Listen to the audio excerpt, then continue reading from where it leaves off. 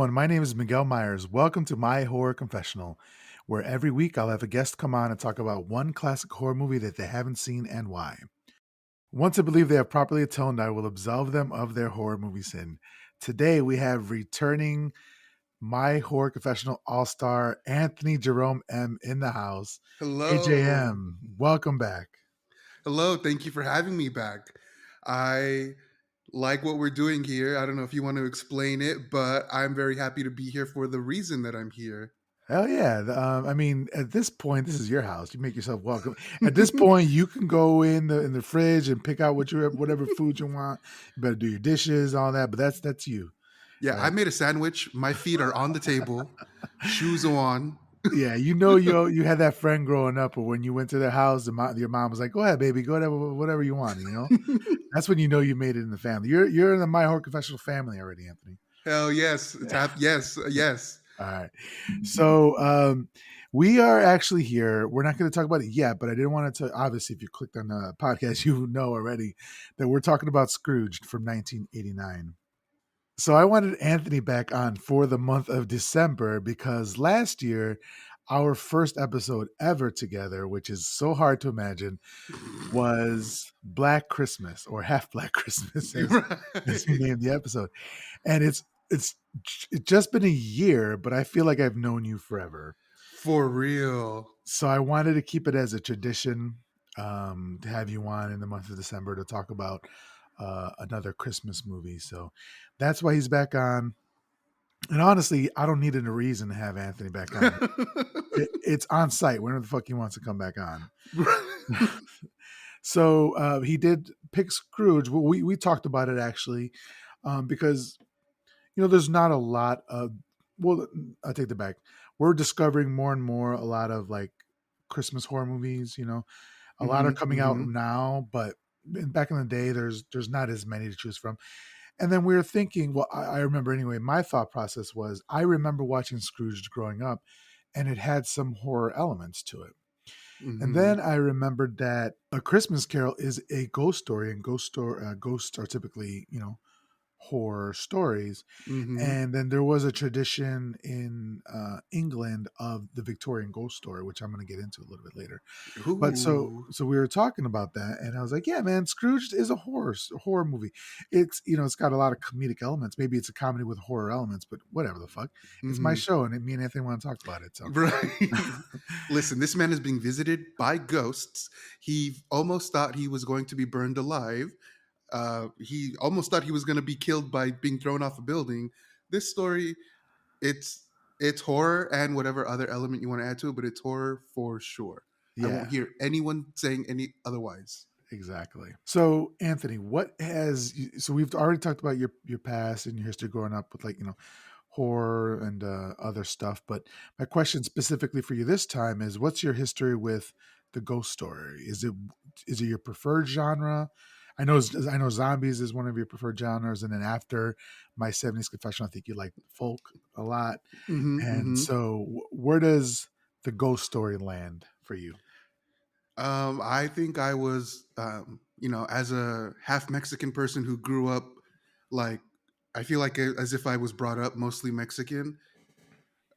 Ghost stories were baked in from childhood. La Llorona, um, even stories about like the devil don't go to the club because that one girl who went to the club, all of a sudden she was dancing and she was floating in the sky with a really handsome dressed man. And they Yeah, found out later it was the devil. So like just ghost stories have always been there and I've always loved them. And like I'm always here for a ghost story.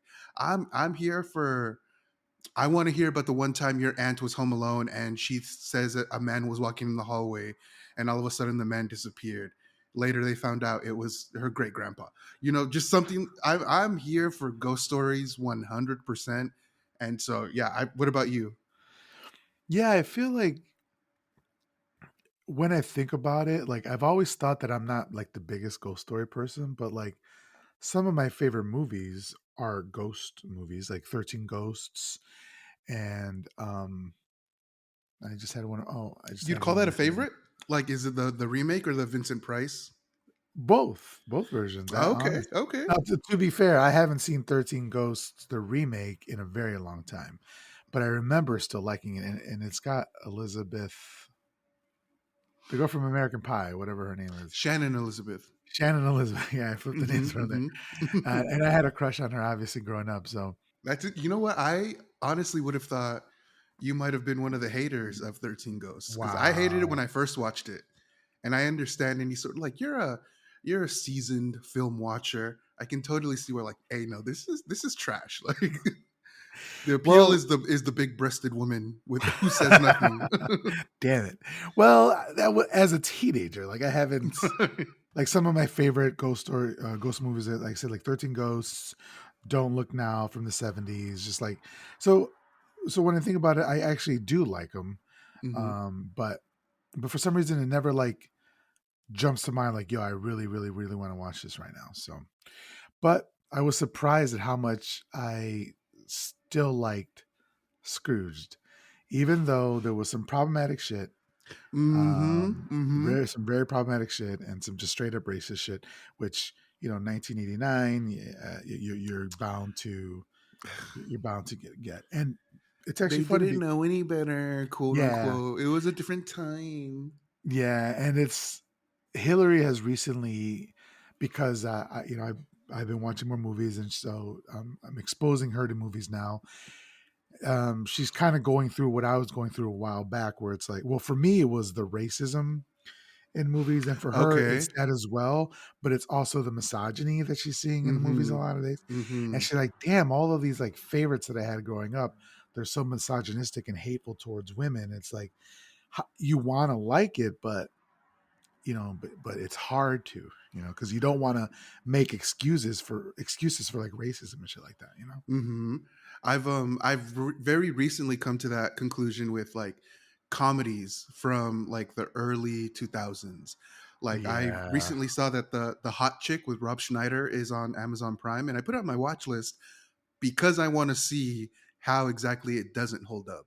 Because literally nothing from back then holds up, and I want to see like, am I okay still liking this? But yeah, yeah, and that's everywhere from that time period, horror, comedy, what have you. But yeah, it's hard to deal with knowing what we know now. yeah, exactly. So, all right, so let's just jump into it, because I have a feeling it's going to be a bit of a longer episode, because as I was telling Anthony Jerome, for some reason it took forever to write today's script. I don't know what it was. I was like in a time warp or something. No matter how quickly I typed, the shit just was not just not going quicker. So, Were you um, visited by the ghosts of Christmas past, present, and future, and yeah, a the whole same. day felt like 3 days? Yeah, that's what it fucking felt like. I was telling you, it took hours, and typically it doesn't take that long. Typically, it takes 4 hours to do a script. Today, it took like 7 or 8 hours. It was ridiculous. I don't know what the heck was happening. So, I wanted to read a little bit about why people tell ghost stories at Christmas. Ooh. All right, and I have this real quick article. Yeah, it's just like 2 or 3 paragraphs that I found from the Smith. Anthony, what is The happening? Smithsonian. Thank you. The Smithsonian Magazine, online, written by Kat Eschner from 2016. And it says Ebenezer Scrooge wasn't the first fictional character to see ghosts around Christmas time. The tradition of holiday ghost stories goes much, much farther back, farther perhaps than Christmas itself. When the night grows long and the year is growing to a close, it's only natural that people feel an instinct to gather together. At the edge at the edge of the year, it also makes sense to think about people and places that are no longer with us. Thus, the Christmas ghost story. Its origins have little to do with the kind of commercial Christmas we've celebrated since the Victorian age. They're about darker, older, more fundamental things: winter, death, rebirth, and the rapt connection between a teller and his or her audience. But they're packaged in the cozy trappings of the holiday. I just want to fall back real quick and tell you that Hillary and I are currently reading a book that I got at MaxCon, or Ghoulish Book Festival, earlier this year, and it's a Krampus Carol. It's 31 stories written by, it's an anthology series, different stories written by different artists, all about, well, 90% of them are about like Krampus, or like a bloody Christmas sort of thing, and we're Ooh. absolutely loving it. Yeah, Ah, it's so good. Maybe you guys should like read one on my Hillary Confessional or something. Something like that, right? For the I, Patreon, we it'd be currently kind of fun. just launched a new series on the Patreon to go along with my 2K confessional that me and Anthony do. My wife and I started my Hillary confessional where she's going to be picking out movies that she hasn't seen to talk about, and we're going to open that up to anything that she wants to do, because if I can get her excited about watching horror movies with me, then that's all good. So if that's I'm something, excited. thank you.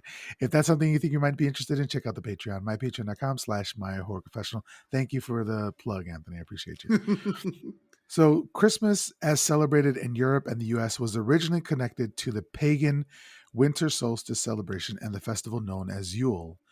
The darkest day of the year was seen by many as a time when the dead would have particularly good access to the living, says religious studies professor Justin Daniels from the University of Pennsylvania blog.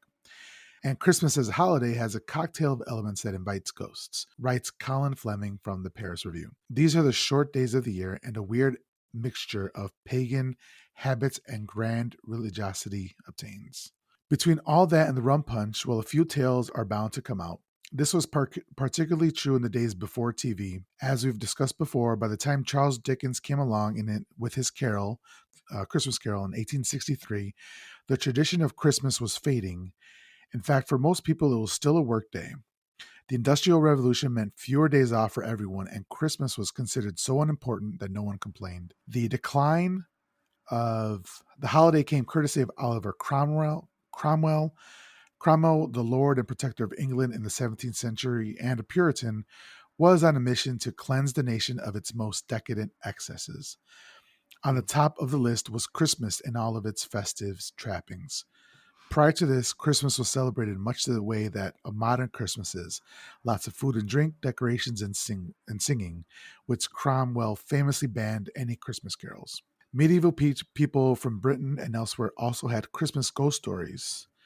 But with the Christmas Carol occurring around the same time as the invention of the commercial Christmas card and 19th century businesses looking to create a new commercial holiday, Christmas saw a resurgence in Britain.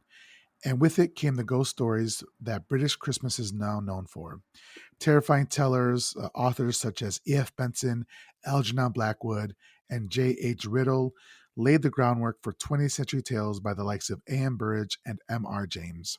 The ghost story tradition has even made its way in some form into modern times, preserved in places like the lyrics to the Christmas classic, It's the Most Wonderful Time of the Year, which talks about scary ghost stories. So that's a tradition that was in the UK, and then obviously the UK brings a tradition over to the United States. But one thing I wanted to say was there's also what's called a ghost story for Christmas, which is it's a strand of annual British short television films that were originally broadcast on the BBC between 1971 and 1978, and then revived almost every year thereafter. So the UK has this history of having a TV movie every year, almost every year, like that's a ghost story. And so that's where that's how they kind of still are continuing the tradition. So I thought that was kind of dope. They're still having, like I said, it was from 1971 through 78, and then up until this year, they're even having one. So I just thought that was really dope. And some of I know, like I listened to Colors of the Dark, and Mm-hmm. Rebecca McKendry, Rebecca McKendry has suggested a bunch of those movies. So I want to go back and chase those down and see some of them, but I've never had a chance to do so. So all that That's very cool. is laying the groundwork for why Scrooged works, you fuckers. Yeah. So I don't want to hear it. I don't want to hear it. I want to say that like I think back then when like Halloween was a little bit more spooky. I think that was just all the spooky bitches like us who love Halloween just trying to carry that for the rest of the year because it's like fuck Thanksgiving, fuck Christmas, let's keep Halloween going. Oh, you know you can see ghosts on Christmas too. Here's what happens. And so I think just the resident spooky bitches were like, "You know what? We got to take things into our own hands. Halloween the whole year. Oh yeah, Ghost." Halloween 365, right? Exactly. Halloween is a mindset, not a day. It just reminded me of Dangertainment from Halloween Resurrection. I remember. I know Dangertainment. I love that. I had no idea that the origin stretched that far back because it's. I don't know. It just. I loved. I love to know that the people who love the spooky stuff have been around forever, and they've Mhm. tried to force their spooky agenda on other people as well. And so I'm here for that. Yeah, and I just think like it's become so commercialized. Like it's not even. I mean, I'm not religious at all. I'm an atheist, so I don't care. I don't like necessarily want it to go back to its roots, but it's so far from its roots as far as like the Christian religion of, or sorry, the Christian celebration of Christmas. That like, I mean, Christmas. Jesus wasn't born on December 25th. Like we all know that he was, No. and Mm-mm, so yeah, December 25th was a mm-mm, pagan holiday that the Christian faith took over to try to convert pagans. So mm-hmm. I, I'm not going to go into it again, but I'm just saying like Mm-mm, it's always been spooky. They've just put like this sheer on it, this veneer right. on it to make it look shiny, but like underneath that shininess is all this spooky and this rot and all that sort of shit. So that's the kind of Yeah. shit that I love. Mm-hmm. Same. Absolute same. All right, so Scrooge from 1989, directed by Richard Donner. Are you familiar with his work? I'm not. Did he have anything to do with like a Batman movie? No, Superman 1 and 2, the original from the 70s Okay. with Okay. Christopher Reeves. And then he also did the full Lethal Weapon series 1 through 4. Interesting. Okay. So he does Christmas movies. Yeah, exactly. This is like a one-off for him. Um, and then written by Mitch Glazer and Michael O'Donoghue, and they're both writers from SNL, like the original run in the 70s. And then obviously suggested by A Christmas Carol by Charles Dickens. And it's starring Bill Murray, who plays Frank Cross, and he's obviously an SNL OG member, Ghostbusters franchise, The Life Aquatic with Steve Zissou, which I've never seen. But um, Same. what's your how do you feel about Bill Murray? So here's the thing. He's fine in this movie. He's fine in Ghostbusters. I definitely like his attitude because part of me doesn't think he's acting. I think he's just like, how would I react if I was in this situation? Mhm. And like, I have heard things about him being like a massive asshole in the real, like in the real world. So like him being an asshole in movies, just like I kind of like it because I'm like, oh well, I love seeing that. Like, but I've seen him in Ghostbusters. I've seen him in this. Seen him in that movie Zombieland. He was in Right, Space right. Jam for a little bit. Oh, that's right. Yeah, yeah. But ultimately, I never saw him as like a pillar of comedy. Like, hey, if you want to laugh, you go to this guy. Like, I never really ever saw him like that. Yeah. But he's never been unwelcome presence when he does show up. Yeah, I feel the same way. It's like I never saw Caddyshack, which is a big one that he's known for. Same. Hmm.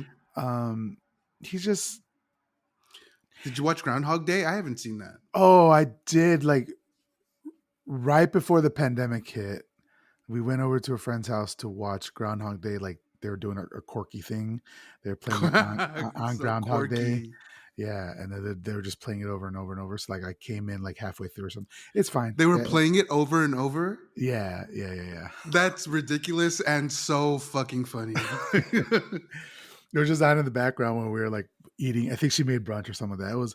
It was such a pre-pandemic Austin thing, and we just don't see that shit anymore. Like, at least I'm not invited to that shit. Maybe I fucked up, but yeah. So I saw that. I don't know. It's like I could take him or leave him. Like I don't like Yeah. Ghostbusters is fine. I'm just with you. Like I don't see him. He has some funny reactions in this movie and some funny deliveries Hmm. of lines that like nobody else would deliver a line that way. But I don't know. Something about him makes me not want to like him. And I don't know if it's Okay. because he's like a boomer or something. It's just he. Do you know? And I wrote this in my notes, but he was 39 years old when he made this movie. He looks like he's 50. Whoa. That's Yeah, a hard 39. yeah. I don't know what. I, Damn. I mean, I'm 40, and I hope I look better than he did at You do. 39. But Yeah, you do. You don't look Jesus 40. Christ. That's for sure. So If thank you. you I was like reaching for that compliment, and I got it. So I appreciate you. Miguel, I know. Yeah. No, no, but you definitely do not look 40. Like, I But don't he know. was When wrong. people tell me like, "Oh my gosh, you're 31," you don't look 31. Yeah, thanks. Like, Yeah, you look good. You don't look 31. it's You're the time voice. The you're it, it's the voice. you're timeless and ageless. I'm actually 310. No, Exactly. I took the potion. All right. So then we have Karen Allen, who plays Claire Phillips, and she was best known as Marion from the Indiana Jones series. Oh, I was gonna say she was the mom. In no. Wait, in this movie or in Indiana She was Jones? the mom in the Sandlot. Oh, and the Mom and Sandlot. You're right. Yeah. That's where I knew her from. Okay. I haven't seen that movie in a bit either. And Man, she's I not. grew up with that movie. We're not gonna get Yeah, into it. yeah. I grew up with that movie as well, but like I don't know, like she wasn't the main point of that movie, right? Like she wasn't in it a lot. I don't think it was her and I, the boyfriend. Like, yeah, I'm I surprised you remember remember her that. getting hit in the head with the marble. Okay, all right, you taking it back. Anthony just flashed back to his childhood there. No, Um, yeah, I saw her like, and immediately like my mind went to her getting hit in the head and talking to her weird ass kid. Like, yeah, I also remember her from Starman, which is a John Carpenter, Jeff Bridges movie from 1984. She was the love interest, obviously, and then Alfre Woodard as she's Grace Cooley in this. She was around this time. She was on a Saint Elsewhere TV show with Denzel Washington, but she's also from Crooklyn, The Family That Prays, 12 Years a Slave, Empire, Luke Cage, and then unfortunately Annabelle, um, the which magic, the sacrificial Negro in Annabelle. which they did her so fucking dirty for that, and so we won't say that name again around here. Yep. But I love me some Alfred Woodard. Then John Forsythe, who plays Lou Hayward, he was the voice of Charlie in Charlie's Angels, the movie and the TV show. So Very he was, cool. yeah. And then David Johansen, he was the Ghost of Christmas Past. And I just saw this movie last week, which was funny. He was Halston from Tales from the Dark Side, the movies, and the segment specifically is Cat from Hell. So if you ever saw that one, Hmm. yeah, he's the mobster that's supposed to be trying to kill this cat. It's kind of crazy. I haven't seen that movie in a while. Yeah, I literally for some reason just put it on last week and I was like, yeah, I'll check it out. But we also have Carol Kane, who I fucking Yes. love. She's the Ghost of Christmas Present. She's Princess. She's from Princess Bride, Adam's Family Values, When a Stranger Calls, When a Stranger Calls Back, and the Unbreakable Kimmy Schmidt. But most recently, Los Spookies. Yes. R.I.P. We love you, Los Spookies. Gone too soon, ahead of your time. People Yeah, weren't ready for you. they just weren't ready. We just found out within the last 2 or 3 days that they canceled it after season 2. So fuck you, HBO, but thank you for at least giving them 2 seasons. Hmm. Hmm. That's the thing I think about this movie was that there's so many people in it. Like there was such a huge cast of characters. So I got like, Right. yeah. We have Bobcat. John Glover, who was Bryce Cummings in this movie, and he was from Gremlins 2 and The Mouth of Madness. And then, of course, the man who was probably, I don't know why in my mind signifies the 80s so much, and it's Bobcat Goldthwait Yes. Yes. as Elliot Loudermilk. And he was in Hot to Trot from 1988. And I don't know if you ever seen this movie, but here's the byline. An insecure stockbroker teams up with Don, the talking horse, who is literally a horse that talks, a chatty four-legged financial advisor, and that's the movie. That's the fucking movie. And he like takes his financial advice from this horse and bets on horse races. And I don't know why, but this fucking movie had such a chokehold on me. Like, and I was like, oh yeah, Bobcat Goldthwait, he's like a fucking legend. And I was like, I'm gonna be able to see all these movies that he was in. And then I looked it up, I'm like, he wasn't in that many good movies. But for some reason, and it sounded like you did agreed, is that he was like the 80s for me. I agree. Like he was very when I first was like introduced to his voice, it was from like the Hercules animated movie from Disney. Okay, He yeah, was yeah. like he was a little demon, and just ever since then, and I found out later he was a comedian, and then I found out when he did stand up, that's his actual voice, Like he literally even talked to like he's like, no, I sound like this. This is just how I talk. And I was like, damn, like I I don't even like. Did you get dealt a bad hand, or like is this a That's his hand you're money like, maker. hey, do something with that, like. Yeah, exactly.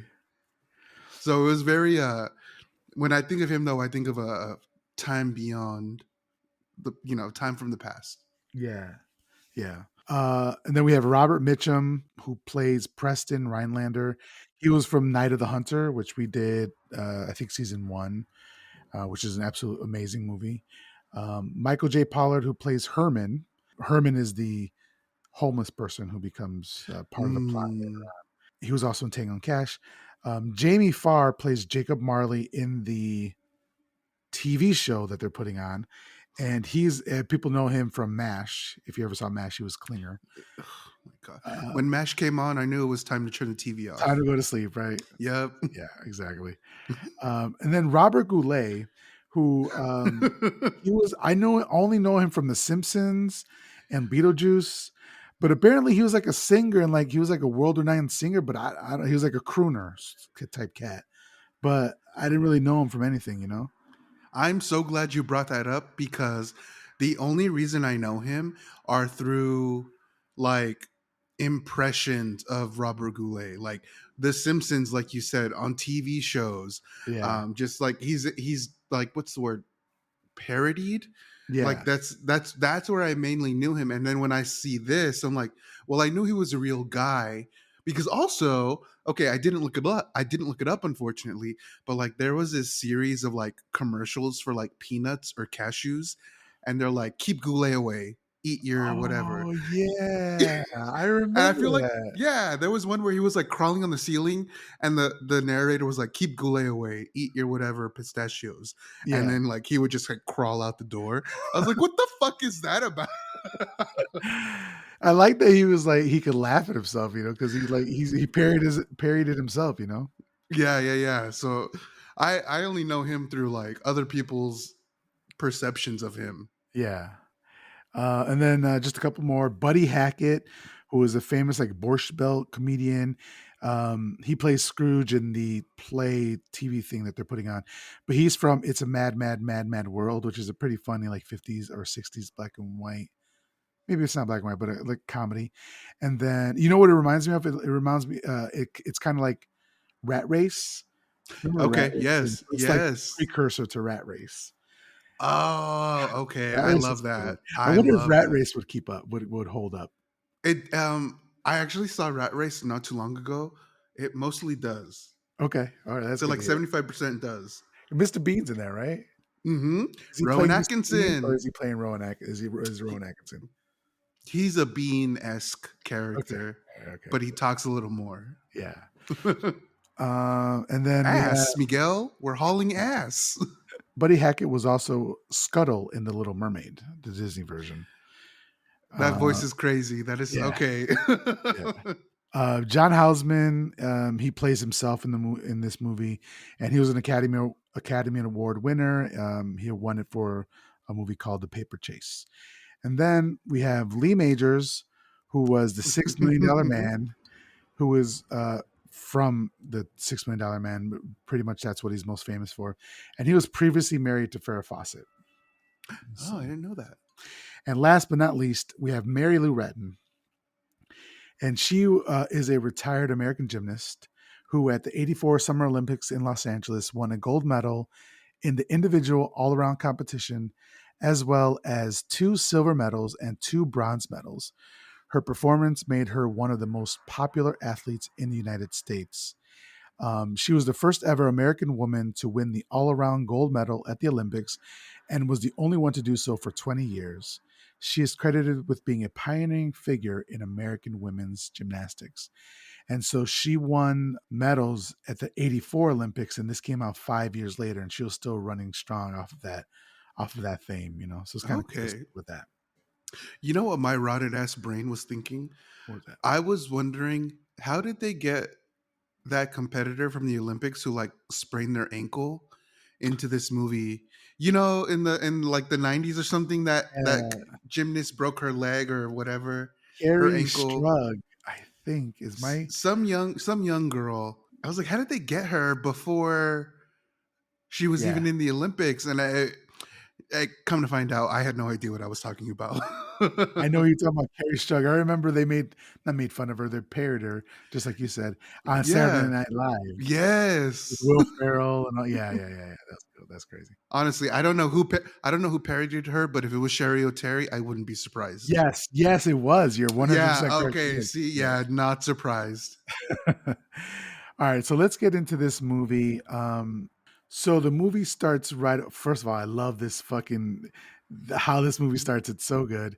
The movie starts right away with a choir singing a carol over the studio logo, and this feels like Danny Elfman already. I wrote, and then when I looked Yes. it up, it was Danny Elfman. He did the music for the It's movie. in Nightmare on or what's the Nightmare Before Christmas. Christmas? Yeah. Yeah. Yeah. Like I think that song is in that movie. Oh, really? Okay, and I Yeah, think they or both something came out. similar. Scrooge came out 88. When did Nightmare Before Christmas come out? Maybe 89. Later for sure after that. I'm gonna look it up. Let's Okay. see. Nightmare Before 93, 93. 93. Okay, yeah. So what, 4 years after this movie came out. So Which also, maybe I don't know, maybe I'm getting ahead of myself. There's a question about the Adams family later during the Ghost of Christmas Presents yeah, yeah, time. yeah, yeah, yeah. Okay, yeah. Yeah. All right. So the title Scrooge comes on the screen as we're up in the clouds, the North Star pointing our way. The camera swoops down into the clouds and we start to see some houses lit up and a huge Christmas tree out front. Schedule. I cannot talk to that. I don't know. As we get closer to the house, we see that I'm like, this is that Santa Claus town in Nightmare Before yeah, yeah, yeah, Christmas. yeah, yeah. It's exactly what it looks like. And some the we see what can only be an elf shadow in one of the stained glass windows. The house and the ground are covered in snow, icicles all around the house. We pan across the tree, which is tinseled with the message "Peace on Earth." Then the camera continues to soar through the air as we pass a red and white striped pole that has a sign that says the North Pole. And then we see an elf or a little person, or either or they're both, um, Mhm. leading a small horse. Then we're in Santa's workshop. We see a number of elves working diligently at their workstations, and the interior is festooned in Christmas decor. Candles, tinsel, garland, toys, presents, candy canes, mistletoes, stockings, etc. It looks like Christmas threw up in there, right? And then all of Santa's little helpers are dressed in their traditional red and white costumes. We then see Santa admonishing his workers, read possibly slaves, not sure. Never Right. really, never really spoken about. But he's yelling at them to go faster, otherwise they won't make their deadline. Then one elf goes down a slide to save time, and Santa loses his shit while Mrs. Claus tries to calm him down. Just then, some elves or slaves, I don't know, the workers of the world need to unite against their rich bosses. Notice that there is something fast approaching them from the sky. It looks like a star at first, but then Santa yells out, "Incoming! Take cover!" And then it explodes, and we realize it was actually a rocket. So, what did you think? Wait, so you hadn't seen this movie? Oh, let's back up Correct. real quick. Okay. I'm just trying to get into it real quick. So, you're on. I'm gonna cut this. You know what? I'm saying I'm gonna cut this later, but the last couple times I've said this, I've been too lazy to actually cut it. So we're just gonna I've say it. heard. We're I've gonna heard. Anthony. So why do you think this particular movie passed you by? Well, okay, so there's two reasons. The biggest one being is I didn't know this movie existed. Okay. So I didn't know it was there to watch. But also, like let's say I did know it existed. As a kid, the A Christmas Carol is just literally beaten into your head every year in the American school system. So like I got to the point where I was like 14. I'm like, okay, you know what? I've seen this story every fucking year. I've heard different fucking versions. Like if I had known Scrooge existed, I would have been like, well, I already know what happens. He's visited by three ghosts and Right. it he buys a goose at the end, you know, big whoop. So like I said, I didn't know it existed, but had I known, I would have been like, well, I know the story. What's the point? Right, and also, let alone the school system, but also all the TV shows had their Christmas a Hmm. special Christmas episode, and they would do this shit, you know? And like literally, so many. Oh, inspired by Charles Dickens, A Christmas Carol, or A Christmas Carol told from the country point of view. Just so many different hats that they try to put on this exact same story. I'm like, I get it. I get it. Asshole meets ghosts, fucks around and finds out. Cool. Awesome. I get Yeah, it. yeah, alright, I got you. Alright, so if you just heard that right now, it's probably because I didn't edit it, so, I mean, just cut me some slack, okay? Listen, we're here to listen. Yes, It is what it is. this is the free feed, what are you talking about? Right. What This are is you not Pinhead's puzzle. You know, you might have to think a little bit, just a little bit. Just understand we meant to, but didn't. Here we are. Yes, when I said that I was going to edit it earlier, I had all the best intentions, but as Friday loomed and it's Thursday night at 2 o'clock in the morning and I'm trying to get this damn edit in, I was just like, I don't have the energy to. Or maybe you didn't hear any of that and it doesn't matter because I Right. actually edited it. We'll see. We'll see. I'm just making more work for myself. I just need to stop talking right now. So, what did you think? Because this is the first time you saw it. Well, the first time you saw it. What did you think when you saw these missiles hitting Santa's workshop? I was okay. So this movie is very clearly 80s, but it seemed that very there was a section of the 80s that was very action oriented, very like we got to Oh, be really in their face about it. Like, one missile isn't going to do. We need to have a nuclear missile about to destroy half the world. We need to up the ante better, more and more. So I'm like, I saw it and I'm like, okay,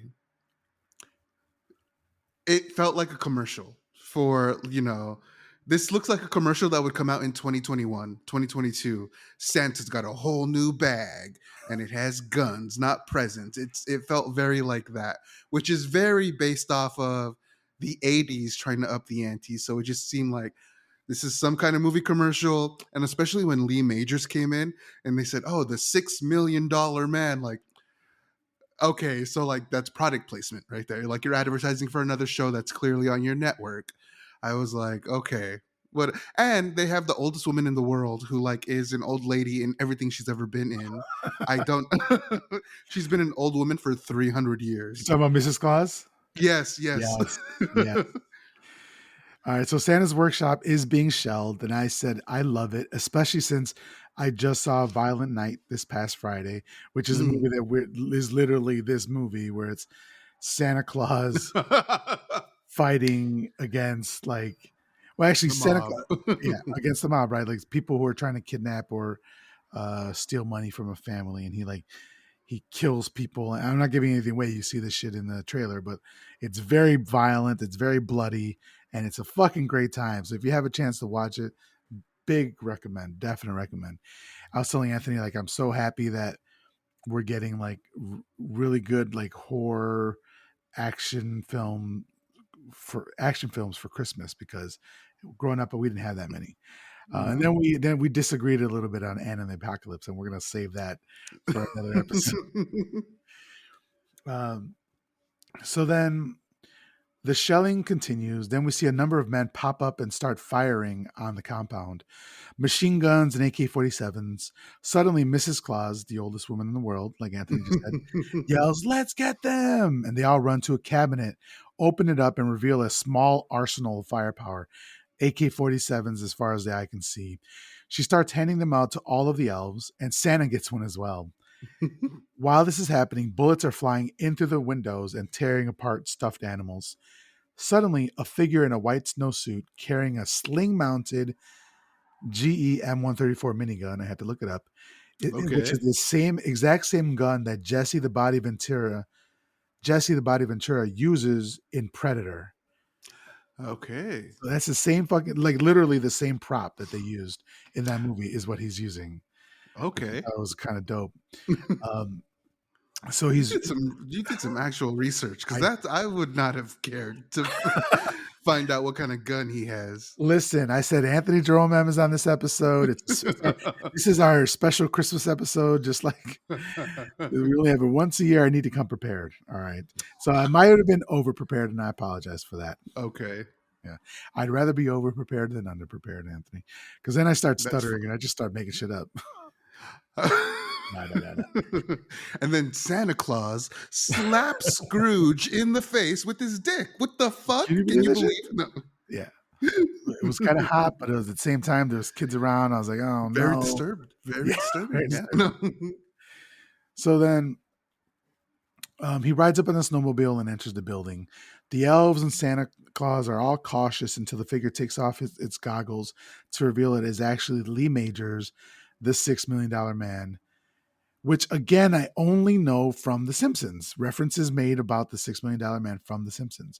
And I think also 40-Year-Old Virgin makes a reference to him as well, from what I remember. Which I don't think that movie's probably problematic as well nowadays. But I'm I sure. have to look. I haven't seen that in a very long time. So Lee approaches the crew and asks if there's a back way out of the workshop. Santa says there is, but he's only going out the front door. Lee reminds Santa that nobody will be sad if Lee Major dies, but Santa needs to live on. Santa thanks him for the sentiment. He then says in a very jovial but not well timed and very weird voice, he says, "Hey Lee, you've been a very good boy this year." Mhm. And Mrs. Claus chimes in, "Yes, you sure Sure have." have. And then Lee looks at them like, "What the fuck?" And then he's like, "Okay," he gives a grin, and then he's like, "Basically, I have more important things to do," and he like runs off screen. Just then, we hear an announcer say, 7 o'clock. Psychos see Santa's workshop, and only Lee Majors can stop them. Still on screen, we see Lee Majors shooting down multiple black-attired henchmen, which I think not the best disguise in the North Pole. Is to wear all Right. black, I you know? mean, you're literally the opposite color of the landscape. Yeah, you couldn't have made a worse choice if you tried. And if I remember anything from my GI Joes, I believe it was Snake Eyes who was in all white. I feel like Snake Eyes was in all black. Was it? Who was? Then maybe I'm thinking. Okay, I just looked it up. And There's another one. Okay, the character that I found is called Snow Job, which. Whoa. Excuse me, sir? Bro. Snow Job. That's You something earned else. that. You earned that name. You don't just. Hi, I'm Eric. What's your name? Snow Job. Yeah. No. You. That name follows you. Snow Job is something that we see in the Kama Sutra later on in the movie. Oh my god! I forgot about that. I didn't need a manual. So what you found another name? Oh no, I didn't look it up. I don't remember his name. Oh, okay. But like, Snake Eyes had an enemy that was on the GI Joe team, and like he always wore all white. Because Storm Shadow? I'm I not don't know. looking No, it up. this isn't a GI Joe. I fucking movie. know. What I are know. we doing here? I know Anthony? GI Joe a little bit because my dad liked it, not because I did. Okay. I was gonna ask you when your dad was born, but I'm too scared. 68. Oh, okay. That's not, I thought you were gonna say like around when I was born. I was like, oh man. My goodness, no. All right. Okay. So let's get it together. This is that evening energy. We normally record in the morning, and then we're recording at night now. So I didn't explain it because it's much more chaotic for me. So I'm like, this is why I love it. I'm energized. I'm on. Yeah. So yeah, if you're used to Anthony Jerome like on the show, he's normally more, well, he says he's more chill in the morning. So now we're gonna see him and how he's at night. So then the announcer then says the title of the movie, which is The Night the Reindeer Died, which I love. I absolutely love that. As the camera pulls out to reveal a TV screen, we've been watching a trailer for a movie. Next, we see a commercial for Robert Goulet's Old Fashioned Cajun Christmas. And old Bobby is crooning in a rowboat as an alligator slowly follows him in the water. And Bob continues to croon, singing Silver Bells as the alligator comes closer. But as he's like rowing, he keeps looking behind him. I thought it's just like a small joke, but it's so funny because he's scared of the alligator getting close to him, you know? Well, because back then, when you're making TV and movies, there's no digital effects. It probably is a real alligator following him around, you know. Yeah. So the fear is real. Like I took that as like, well, yeah, that's older Hollywood for you. It's like, nah, we'll get a real alligator. We'll do it that way. Yeah, you'll be fine. You'll be fine. Yeah, you got it. Don't worry. It doesn't even like people. It doesn't even like to eat humans. You're good. We fed him like 8 chickens before this, so he shouldn't even be hungry. Then we see another commercial for Father Loves Beaver, America's favorite family. The son comes on the screen and asks his mom where his dad is. And she says, "If I know your father, he's out chasing beaver." That's the joke. That's the kind of quality programming that was going on in the 80s and 90s sitcoms. Which is weird because, like, if you know about Leave It to Beaver, then, like, I took it as, like, he's chasing their kid around. And, like, you know how your father loves the kid. Like, I was like, I don't like that. I don't like that at I was all. like, this is That's more this is problematic weird. than I thought. I was gonna say this is weird on several levels. Yeah. So then we hear the announcer again say, "Here on IBC, you'll love it." And Yule is spelled Yule. I did love that. That was kind of good. So the camera pans out to reveal a number of TV screens on a wall. It's revealed that we were watching a commercial for TV channel IBC's Christmas Eve schedule. There's 6 TV executives sitting around a table, nervously awaiting the response by the president of the network, Frank Cross, played by Bill Murray. Frank keeps them on the hook, not saying anything. Sitting at his desk, he pauses and he pulls out a drawer that has a mirror in it. He looks at the mirror and smiles and kind of winks at himself before shutting it. And this is something that's always in like a Bill Murray movie, or at least a movie from these times. He was always full of himself, like especially in like Ghostbusters. Like Okay, yeah. he had a lot of like high self-esteem and thought like he was God's gift to women, sort of thing. Well, I feel like in the '80s he was like a from white man. He was a 10. Okay, are you agreeing with that? No, oh no, not at all. I just think that, like, with his star power, with his wealth, with the number of pictures he's been in, like, if you think he's not a 10, there's a problem with you. Hmm. Like what people Messaging. wanted. Yeah. Messaging wise. But I was like, yeah, a 10 minus 3, like a 10 minus 8. So then Frank asks to see the Scrooge promo. And then Joy to the World starts playing as the Scrooge promo plays on the wall of monitors. The IBC network logo appears, and then we see a leather-bound copy of A Christmas Carol. The front cover opens, and we see John Houseman, who we spoke about earlier, playing himself in a red leather high wingback chair, dressed in a red smoking jacket, reading the Christmas Carol to the audience. Now, I just thought about this right here. This is giving me big Anthony Jerome M vibes for your cover art for your podcast. I will say, I'm not that original. I love wealth. I love what I love. If I love looking at something and thinking, an old man would love this. I want it for me. A rich old Black man. black coffee, leather bound chairs, libraries with books that smell like vomit. When old books smell like vomit, that means they're good. That's how you know it's a good story. Mm-hmm. But I stole his look. I'll admit it. He wishes you made it look a lot better. Also, if you don't know what we're talking about, the cover art for Anthony's podcast, Fuck You Hexed. It's absolutely amazing. It's everything that Anthony Jerome is. It's so amazing. And you should be listening to his podcast, Fuck You Hexed. Thank you for the plug, Miguel. We love you. We appreciate you. Anthony and Jerome both love you. That's right. So then the announcer states that this program will be live via satellite from New York, Bethlehem, Helsinki, West Berlin, and the Great Barrier Reef. Scrooge, starring Buddy Hackett, Jamie Farr, the Solid Gold Dancers, which I've always heard about, but I never knew what they were. So I looked it up, and it's like think Soul Train, but with choreographed numbers each week. So I wasn't aware of that. Were you? You don't got to tell me about Soul Train. No, not Soul Train, right? But the Solid Gold Dancers. No. Oh, no. Yeah. And then we have Mary Lou Retton as Tiny Tim. Christmas Eve on the IBC. You'll love it. And then end of the commercial. Then the executives turn to face Frank, waiting to see what he has to say. And he says, "Oh my gosh, does that suck?" In a very sarcastic thing.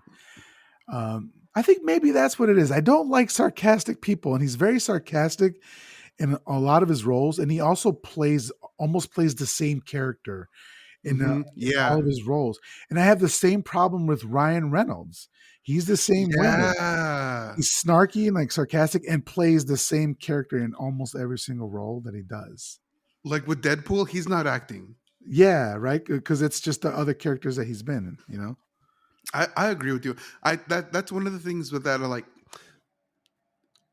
that's one of the reasons why if like Bill Murray's not involved, I'm totally okay with it because he does play that sarcastic asshole. And like, I'm sorry if you believe that I'm sarcastic, like as a person, instead of me just being someone who can be sarcastic at moments. But like, he's a sarcastic person, and I don't like that because your humor comes from when somebody is sarcastic, their humor doesn't come from a good place. It comes from a place of like, oh well, I'm going to take what you said and make you feel stupid about it, as Mm. opposed to a sarcastic moment when it's like, oh yeah, well, if like you open your eyes, you could see that they're right there. Yeah, It's yeah, yeah. It like comes from like a place of ridicule or feeling better than yes, yes, when yes. that's somebody's only humor, their whole personality, sarcasm.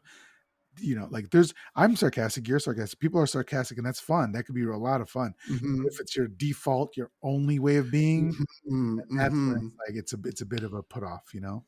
Right. That's what he believes is primary source of how I'm going to get laughs. Like, Yeah. no. So I'm so happy we nailed it down because I was trying to figure out what it was about Bill Murray, and that's what it was. Already, Hmm. we're so successful in this episode, Anthony. Hmm. So he gets up, and Grace, his assistant, follows him around to give him coffee. One of the executives says that his kids love Mary Lou Retton, and another one says kids love an acrobat. It's like, okay, buddy. Um, Do they? or I are you just trying to save your job right now? was gonna say honestly, I remember that. I remember that acrobat from the '90s, and maybe they do. So Maybe, yeah. Well, people love the acrobat now, the gymnast now, Biles, Simone yeah, Biles, right? Yeah, like people love but her. she is So, fantastic though. yeah, So she's amazing. So Frank laments that they have spent $40 million on a live show and they have an old fart sitting in front of a fireplace. He then says he now has to kill all of them. All the executives are silent. They got worried looks on their faces. Suddenly, Elliot Loudermilk speaks up and says they've been playing the ad for a month and people love it. Frank takes this opportunity to remind everyone that he is the youngest president in the history of television for a reason. He knows the people. This is when I had to look up how old he was because when he said he was the youngest executive in TBS, I was like, "What?" you took off your glasses. Youngest where? She said, "What?" Young according to who? Okay. Yeah, What's young these days? What was considered young back then? right. Young looking anyway, because 40 could Right. still be young, right? Right? Right? Okay, cool. I mean, because Bill Murray looks 53 Yeah. for sure. So then Elliot says, "Granted, but the people already want to watch the show." As Elliot is saying this, Frank is making eyes at the only female executive at the table, who happens to be named Ted.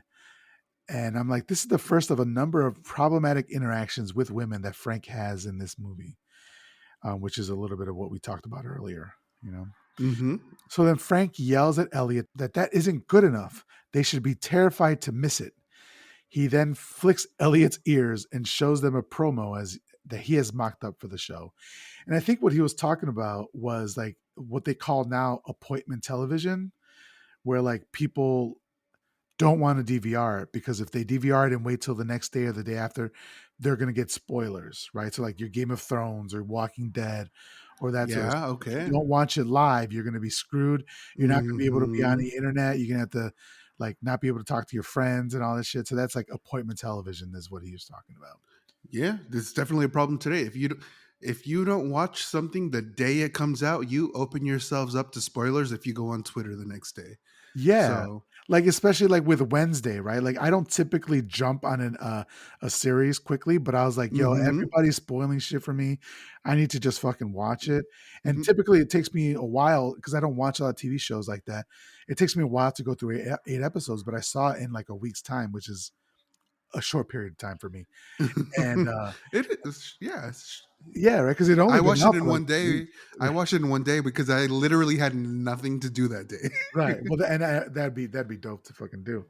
Um, but people like ruined the dance. I'm not going to get into it because it's only been out 2 weeks and maybe people haven't seen it, so I won't get into it. But they ruined that for me because they were posting it all over Yeah. Twitter, And it's not a big plot spoiler or anything like that, but it was kind of cool. It would have been cool to see live, like But also, like, if you like Wednesday, then you understand that everything that she was doing in the dance came from the movies, came from the original TV show. And so, like, there were elements in the dance, like, also from just 80s goth culture.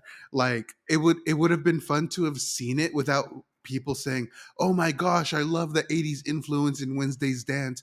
I would have loved to have just seen it for myself and like recognized, like, yeah, okay, I know right, where that's from, absolutely. And yeah, then later, maybe quote unquote get spoiled or get informed about where certain dance moves came from. But like before you get a chance to watch the show, you have the interview on live. Oh yeah, I did this, I did that, I did this. And it's like the show just came out. Like, yeah. can I have a minute? I didn't see the interview. I saw people like posting about it and talking about it. I didn't even know there was an interview that she did. Did she? Yeah, yeah, it's great. Okay, I have to watch that then. Mhm. So then Grace cues up the promo, and we hear thunder, and we see lightning cross Frank's face, and then the camera zooms in to his like it's pockmarked face as he smiles eerily. And I think they know what they're doing. Like they're doing it for a reason. I'm not I'm not shaming the man, but I think that's one of his trademark characteristics is like an extremely pockmarked Mhm. face. Mhm. And he smiles eerily, and then the music is ominous, and a gravelly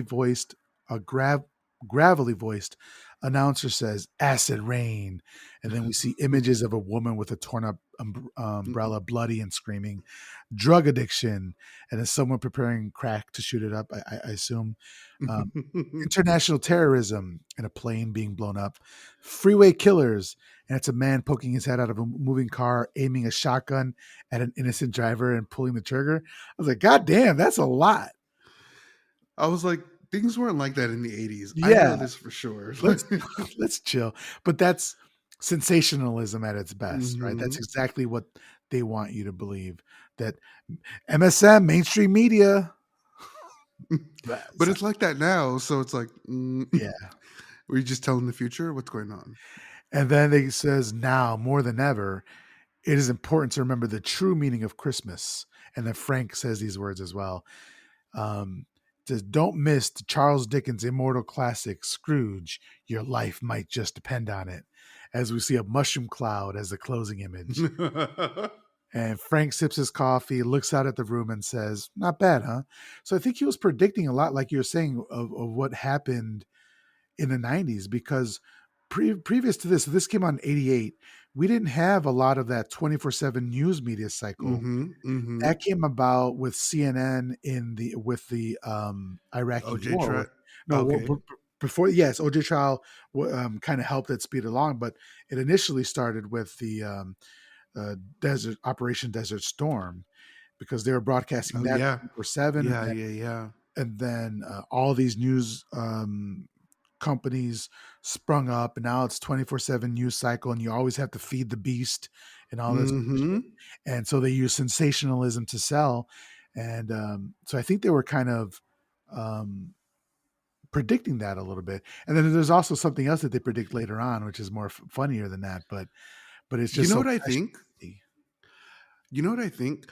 I think in this movie they were like, "Hey, what's the most ridiculous thing that we can think of about how news is going to happen in the future?" And they did it. And actually what it turned out to be is how we are in the future. Like, I don't know, have you ever had an instance where you're like, "Let me think of the stupidest thing that I think this person might say." And then they actually say it and it's like, whoa, Yeah, hey, I wasn't even trying to, like, I wasn't even being serious right now. I think it might have been that, like, hey, what's the most ridiculous thing that these people can do in the future? Talk about this bullshit. I think it might have been that. let's do that. Yeah. It's funny because after or in the middle of the pandemic, I know we're still in the pandemic, but in the middle of the pandemic, before I think it was even before the first vaccines came out, every fucking commercial was now more than ever, now more than ever. And it's like, God, get it. We Mm-hmm. get it. Mm-hmm. And it's so funny that when he used the term now more than ever in this Yes, commercial, yeah. absolutely. So the executives are walking out of the boardroom, truly affected by the ad, sweating and with worried looks. Frank tells Ted that he wants that ad running every hour on the hour. Elliot stays back, the only one willing to stand up to Frank. He asks him, "What does that ad have to do with the show that we're putting on?" And Frank says nothing. Why? And you can tell that he's annoyed. Then Elliot, in the Bob Cratchit role, says, "Well, you can't run that commercial. You're going to frighten people."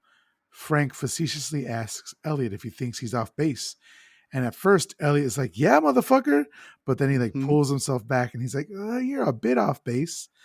He said that seemed like a Manson family Christmas special. Elliot says that there's some small changes that can help, like maybe remove the guns and the blood and the violence. And Frank says if he can change it, he'll let him know in 5 minutes. 5 minutes. And I was thinking, that's very oddly specific, 5 minutes, you know? So then Elliot thanks Frank and says, in a lot of ways, they're alike. Frank opens his eyes wide at this, like, okay. And then he says, "Merry Christmas." Like when Fra- someone who you don't find attractive says twin. Like what? What the fuck? oh, No. shit. All right, let me never say that ever again then. Honestly, that's why I don't say that, because I don't want to offend anyone Yeah. accidentally. Frank says, "Thank you." And then he also says, "We don't want to scare the dickens out of people." The dickens out of people. Nobody gets me. It's like, That was a good joke. yeah, it was a good joke. It was good. But it was like, I don't know if it was at the right time or whatever. But Frank asks Grace who that was, and she tells him that it was Elliot Laudermilk.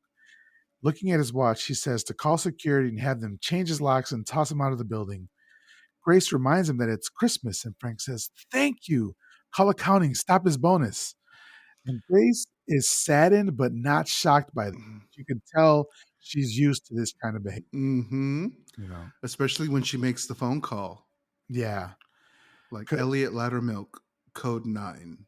exactly. It's like, okay, so she knows. Like this happens all the time. Mm-hmm. If you get on his bad side, you're going to be fired. So then Frank then rips down a painting that Grace's kid drew, saying he doesn't want it on the wall. So outside, we see Elliot already sitting down in front of the building, talking to himself, saying his wife will understand. So he's already been fired. Upstairs in his office, Grace goes over Frank's Christmas present list. She says a name, and Frank says either a bath towel or a VCR. Frank uses his telescope to see Elliot being kicked off the property and done. 4 minutes and 40 seconds. So Grace then asks about his brother, and sipping his drink, he says, "Give him the towel." She reminds him it's his only brother, and he grabs the list angrily out of her hand and says, "Most of these are towels." He's like, "Towel, towel, towel, VCR, towel, towel, towel." Mm-hmm. It's like, you could be wrong once. So it's like basically send everybody towels. And then just then a call comes in saying Mr. Rhinelander's on his way down. So I wanted to back up a second and say that I looked up the price for a VCR in 1989, Yes. and What is it? that's I feel like it was my guess, not knowing anything, $284. Let's prices right it.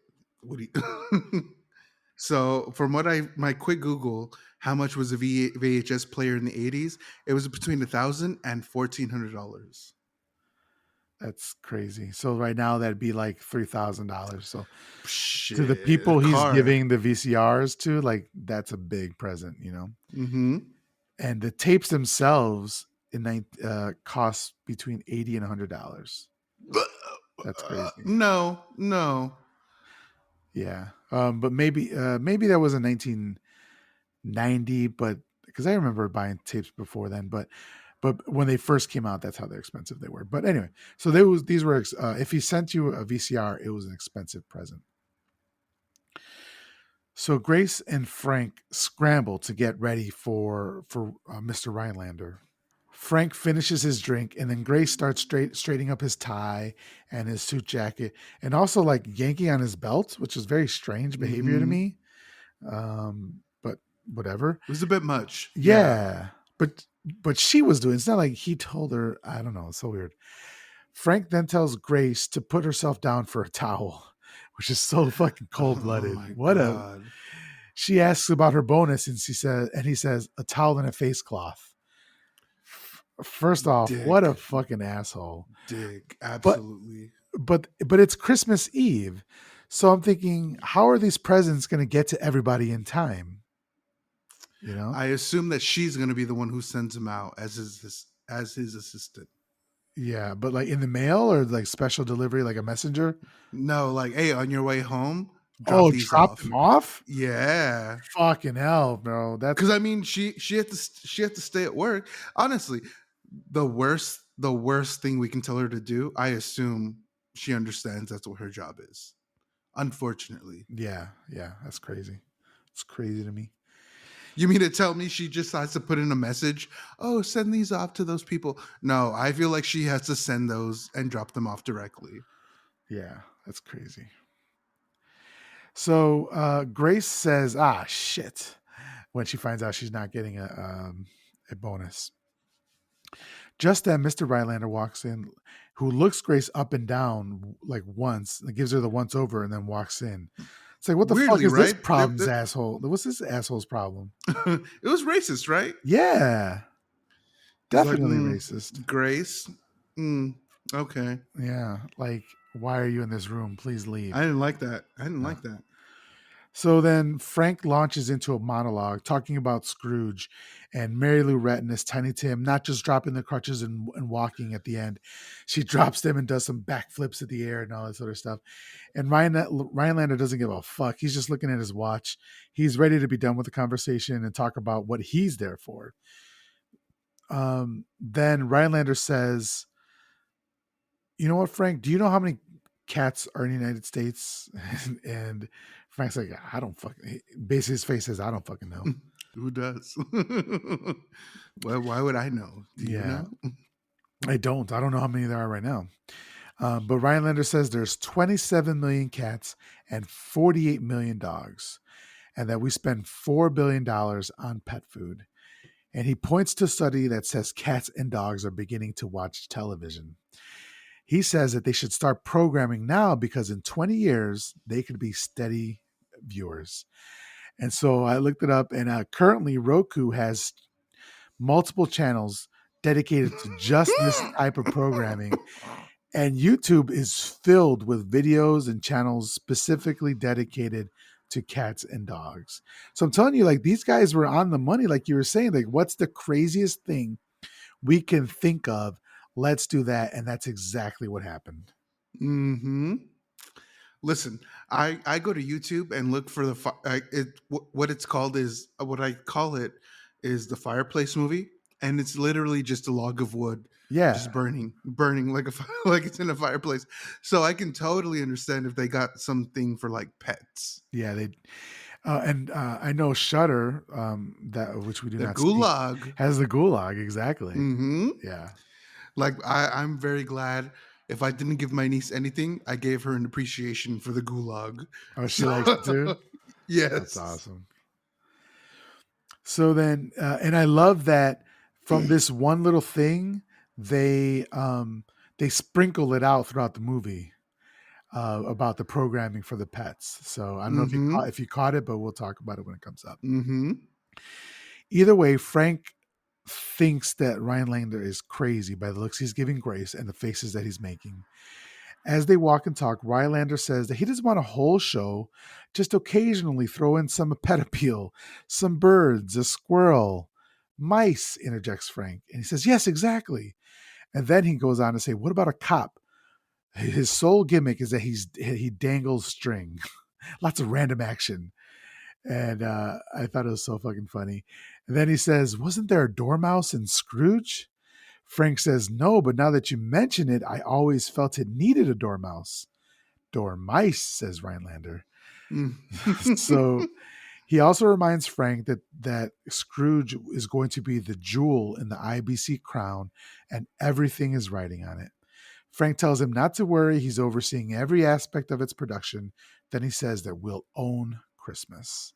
As the elevator door closes, Rhinelander invites him to lunch tomorrow. Once the doors close, Frank says he wishes he could fire that son of a bitch. Then all of a sudden, another elevator opens. Bryce Cummings jumps out when he sees Frank and introduces himself. Frank has like this snarl on his face when Bryce first approaches him. And Mm-hmm. then he reminds him that they met at Spago and he asks if he's seen Rhinelander. While while doing this, Bryce is like straightening Frank's tie and brushing his shoulders off. Frank is very confused and doesn't know what to do. Bryce then says he just stopped by to say hi to Rhinelander as he went to school with his son. He then jumps back on the elevator that he asked the, I don't know, the elevator operator to hold, which is a very old thing to still see, like from 1988, an elevator operator. And I thought it was such an asshole move because there's people in the elevator. It's not like he was by Right. himself, you know? Mm-hmm. Mm-hmm. And like I think they tried very hard to make this guy look like a California asshole or like a West Coast asshole. Yes. And it just started off with that. Like, oh, hold the elevator, will you? Meanwhile, he means like, oh, while I go conduct business that is not related to the elevator, hold the door open until I'm done.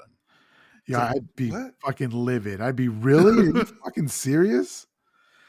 I'm telling the elevator man, like, hey, we need to go Yeah. now. Yeah. I'm on my way to a meeting, motherfucker. Look. So then, but I wanted to go back and like, he was like, he does this throughout. He like touches him and he's always straightening his tie, straightening his suit, Mm-hmm, brushing mm-hmm. some shit off of him. I'm like, don't touch me. For real. It's like, I don't know what kind of relationship you think we have, but like, don't massage my shoulder. Don't adjust my tie. I don't need that from you. Yeah, I got Grace to readjust my belt. I don't need you doing it for me. Without being told. So, Yes. Yes. So Frank takes a second, thoughts going off in his head. Then he sprints back to his office. And I thought it was funny is as he was approaching his door, he yells at someone to slam his office door hard, which they do.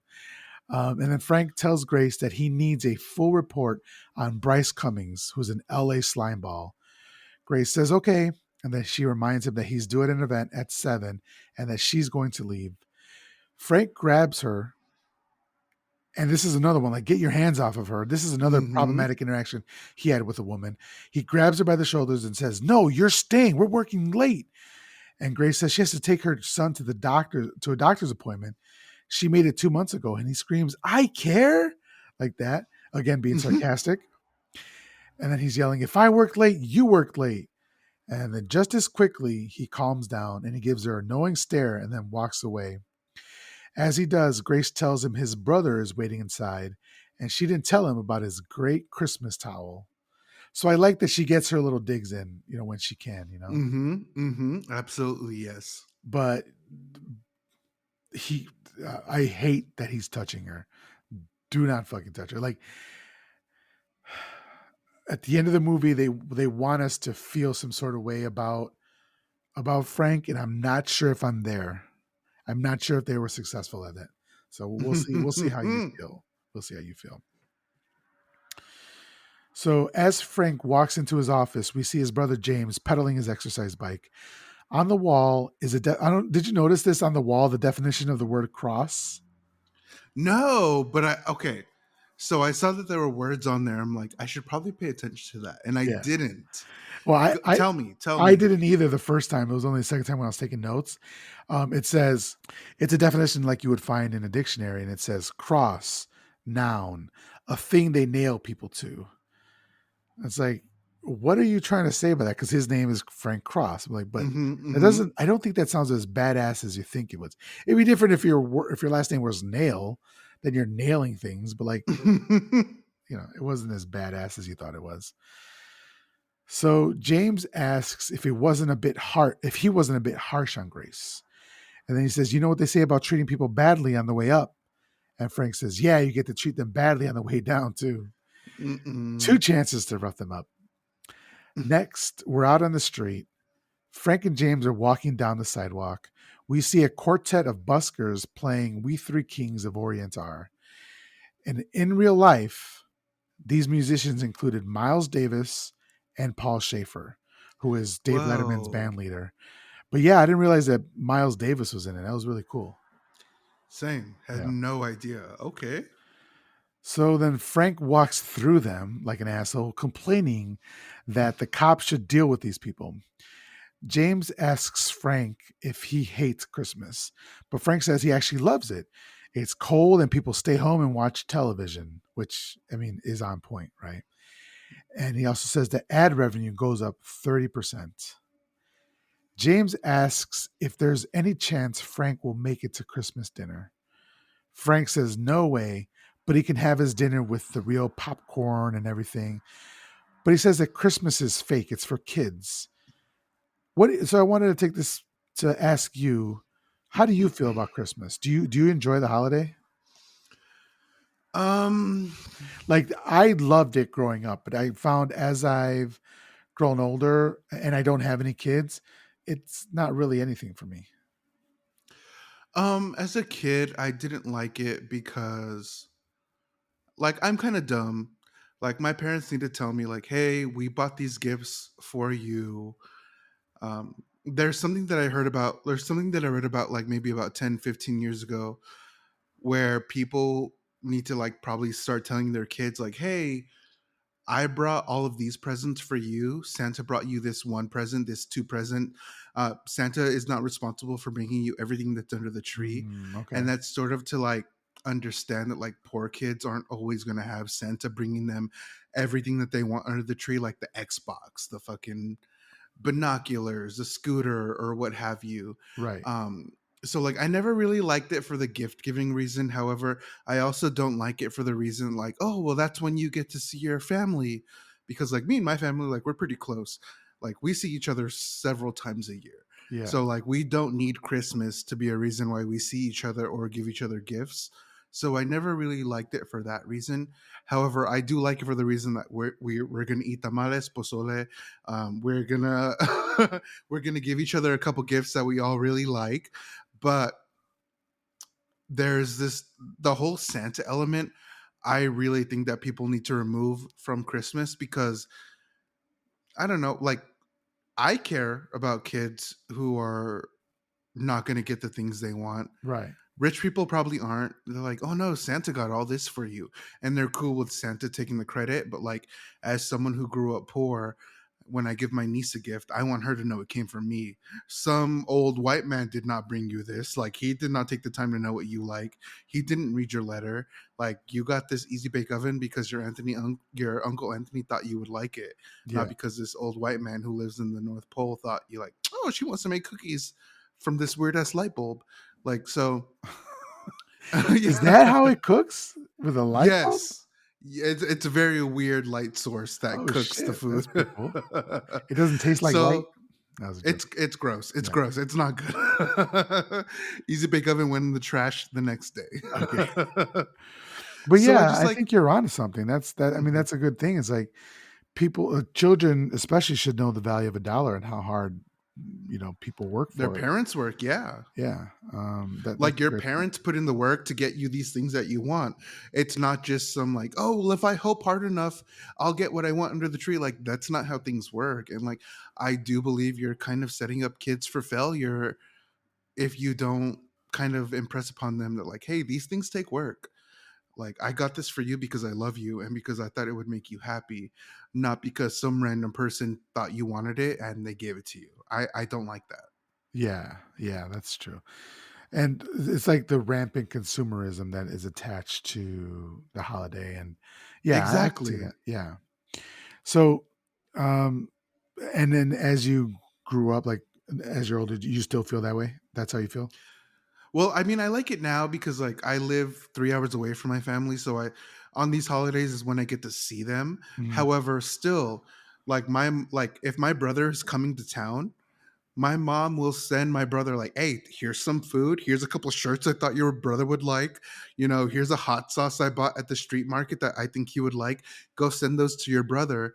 And it's like, "Thank you so much for thinking of me. Like, oh my god, like first of all, this salsa is bomb. These Yeah, shirts are great. The food that you made, of course, I can't replicate it. I can do it in my own way. But like, thank you so much for like having my little brother bring that to me." yeah. And like I can understand like these are efforts my parents put into it, not fucking Santa Claus. The fuck? What does Santa Claus know about carne asada that my parents made? Nothing. Oh, dude, Chipotle got you covered. Trash. God, fuck you. We were not going to relitigate this. Okay, I was, yeah, I was like, that was on me. no. All right. So Frank says he likes being with James and he wants him to have a happy new year. But then Frank walks away and hits something out of an old lady's hand just as the cab pulls up.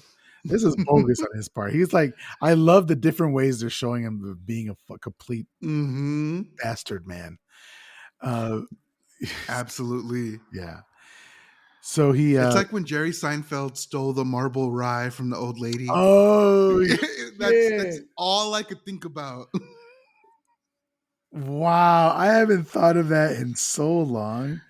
Oh my god, that's all I could think about. Take that, you old bag. Is it from somewhere specifically? What bakery? Oh, Oh, I okay. don't know the Yeah, bakery. it wasn't a point in the like it wasn't a specific point in the movie, in the show, I should say. But yeah, man, exactly like that. I just started recently watching Seinfeld again because it's on Netflix. It's still good. It's so good, man. My Seinfeld confessional. Yeah. Oh shit. Okay. Me, you, Podmortem, and Hillary. Let, let's talk. Let's talk. Let's walk. What to walk? So he hits something out of her hand, and he tells her she dropped something. She's distracted. He jumps into her cab and she begs him. He says no. She says no, please, please don't. And he gives her the middle finger, and she said, "You should burn in hell." And Hey, can I tell you something? yeah, Okay, so I think the middle finger is the most powerful when it comes from white people. Like black people, Mexicans, Puerto Ricans, Asians. If they give me the finger, I'm like, okay. But like when if a white person gave me the finger, I'm like, whoa, you're really saying fuck my whole family right now, aren't you? Like they say it with such a fuck you, buddy. And it's like I it's hard to come back from. there's a specific way, like this way, to give the middle finger, which is the middle finger, and then is this the index finger, like Hmm. halfway down? This works good for a podcast, but I don't know. Like my brother does this, and it like pisses me the fuck off. So I'm gonna have to disagree with you there, Anthony. Yes, Damn, okay. yes. If a white person does, I get a little bit more angry. But if anybody gives me the middle finger, I'm gonna be pretty upset. If someone gives me the finger, I'm like, there's 18 things you could have said to immediately deteriorate my confidence. But Yeah, like you chose to make a gesture at me. yeah. Okay. But like white people, because they don't have the kind of words to do that, when they do that gesture, it's like, damn, you really pulled it from like the rabbit out of a hat type shit. You really pulled out you pulled out all the stops. What about this thing when they put one hand Okay, into the crook of their arm and like bring it up like they this? don't do that anymore. But Yeah. if they did, I would think like, are you from the 80s? Like, God damn. Okay. So did that stay in the 80s? Okay? I just wanted to check. I won't hey, do if it somebody anymore. did that in 2022, I'd be like, are you okay? It's like when somebody like points at their crotch like with both hands, like Like ooh. the triple X, like Yeah, yeah, yeah. I'd be like, no, I You just laugh at them understand. like, what the fuck did Yeah, I it's just? like Okay. whoa. All right. So later, at the Humanitarian of Year Awards, Frank is accepting his award. And Frank says he got into broadcasting because I like to give. And he says he's always going to cherish this award. Elsewhere, Elliot Loudermilk is still dealing with the fallout from his firing. He just got fired. Like 3 hours ago, and his whole life has fallen apart. It's ridiculous. He's talking to himself about what he should have said to Frank. He goes to take a slug from a brown paper bag, but as he does, Frank's cab drives by him, splashing dirty street water all over him and the bag breaks and his bottle falls to the floor, shattering like his hopes and dreams. You hate to see it. Ridiculous. You hate to see it. No, that means he was holding the bag. He wasn't holding the bottle. Right. There's no reason why the bottle should have fallen through the paper bag. He didn't secure the bag. That's all it was. I mean, Yeah. in more ways than one. Right. Oh, yeah, exactly. Jobless bitch. No, I'm kidding. Hi, Jerome. How's it going? Jerome's in the house. Jerome's in the house. So the cab pulls up to the building and the cabbie says $4.85 and Frank gives him $5 and lets him keep the change. And he's like, just bien codo, like so fucking cheap. But also $5 for a taxi ride in right? New York? Okay. Mr. Uber over here, let us know if that's a good price or not. I mean, shit, $5 to get anywhere. Yeah. That's I always wonder how it is to live in New York where you're constantly giving money. Like in Seinfeld, they're constantly taking cab rides. Like that shit adds up. Like you have to include that in your monthly budgeting, you know? I assume that because you don't have to pay for parking Or a car or an expense. Yeah. Yes, So yeah. I assume that's how you like justify it. It's like, well, it's gonna cost me $30 to go around town, but it's $80 to have a parking spot for a month. Yeah. Well. So as he walks out of the cab, we see he's left his humanitarian award in the cab. So of course it means so much to him. So then he walks into IBC offices and approaches security who greet him and he gives them a smug look and then just enters the elevator. Like he doesn't Dirty like ass look. anybody. He doesn't like these people did nothing. They were just professional to him and said, "Hi, Mr. Cross." He's like, whatever. So like, I wonder what that's about. Yeah, for sure. So back with Grace, she's getting off the subway carrying her son Calvin. She bemoans having just spent $200 to have the doctor tell her Calvin doesn't speak. And she says, in the 80s. In the 80s. $200 in the 80s. Like, I get so frustrated when I go to a doctor's office. Like, I don't know who I was talking to. I was talking to a friend and they said that they went to a doctor's visit for one thing. And then while they were there, in between the time they made the appointment and when they actually went, something else came up and they went to ask the doctor about that. And the doctor stopped them and said, you need to make another appointment. Livid. I would have been fucking livid. You would never see me again in that office. Oh, hell no. I would be so... It's like, I came to you for one thing. Now you like are forcing me to come back. Like, can we address the issue? Yeah. That I thought was the issue. Yeah. Let's just say maybe that other issue came up because of this issue. And then let's just leave it at that. Like, I don't know. But she said I had to spend $200 that I don't have. And I'm thinking, damn, man, like he really doesn't pay her. What's $200 in 88? Inflation calculator. I'm gonna guess $740. $200, 2022, $503. Okay. Yeah, 150% inflation. Craziness. So she says he's going to surprise a lot of people when he finally speaks. And I'm thinking, okay, let's put a thumbtack in that. Let's come back to that later. Same. I was like, am I going to be one of those people? Yeah. Okay. So as they walk, we hear police sirens. We're led to believe that she lives in an unsafe neighborhood. Because what? Because she's black, or probably it's because the fucking Frank doesn't pay her enough to live in a good neighborhood, you know, or pay single money mom, for, several kids. Yeah. So back with Frank, he's in his office pouring himself a drink. He hears a knock on his door and tells the person to come in. When they don't enter, he goes and opens the door, but no one is present. He goes back in his office and locks the door. Suddenly, all the walls start to shake, and as well as the doors. And I think this is when the movie starts. Like everything else, it's kind of slow and it's kind of leading up. Yeah, it's all set up, but it's kind of necessary to show you what a complete dick he is. Mm-hmm. But this is where the movie starts for me right here. Mm-hmm. Right. Mm-hmm. So so then the double doors start to get pounded on. Huge indents on the metal door can be seen. He yells for grace, then grabs his gun out of a drawer. Suddenly, the doors explode inward towards the room, debris flying everywhere. Thunder and lightning. We then see our first ghost. It looks like a man with aviators on and a tailor made golf hats. His skin is ghastly white and his face is terribly wrinkled. His clothes are tattered and he's got cobwebs all over him. He's also pulling a golf bag with him. He says, "Woo wee, that was a good one." He then says, "Hi, kid." And then he walks over to Frank's bar and makes himself a drink. So I wanted to ask you, when we're talking about the first ghost that we see, who's dressed like a golf guy, he's got the hat on. What did you think of that the design of the first ghost with the aviator glasses and all that sort of stuff?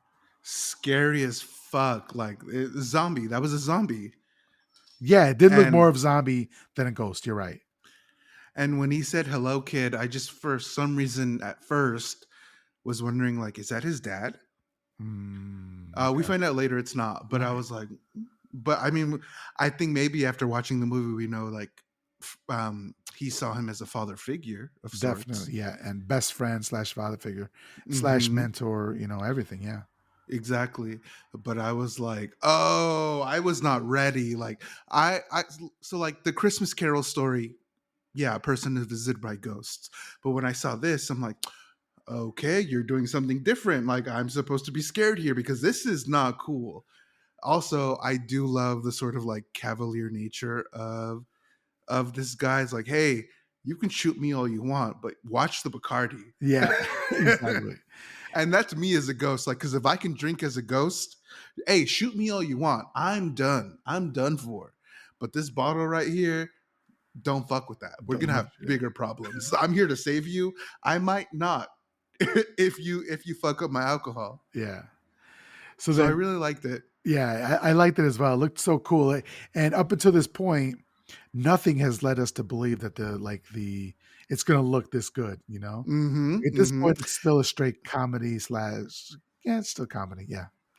As this scene goes on, it does get scarier. Mm. And it's like, Yes. Yes. Yes. Yeah. yeah, it's like you're not supposed to feel safe here.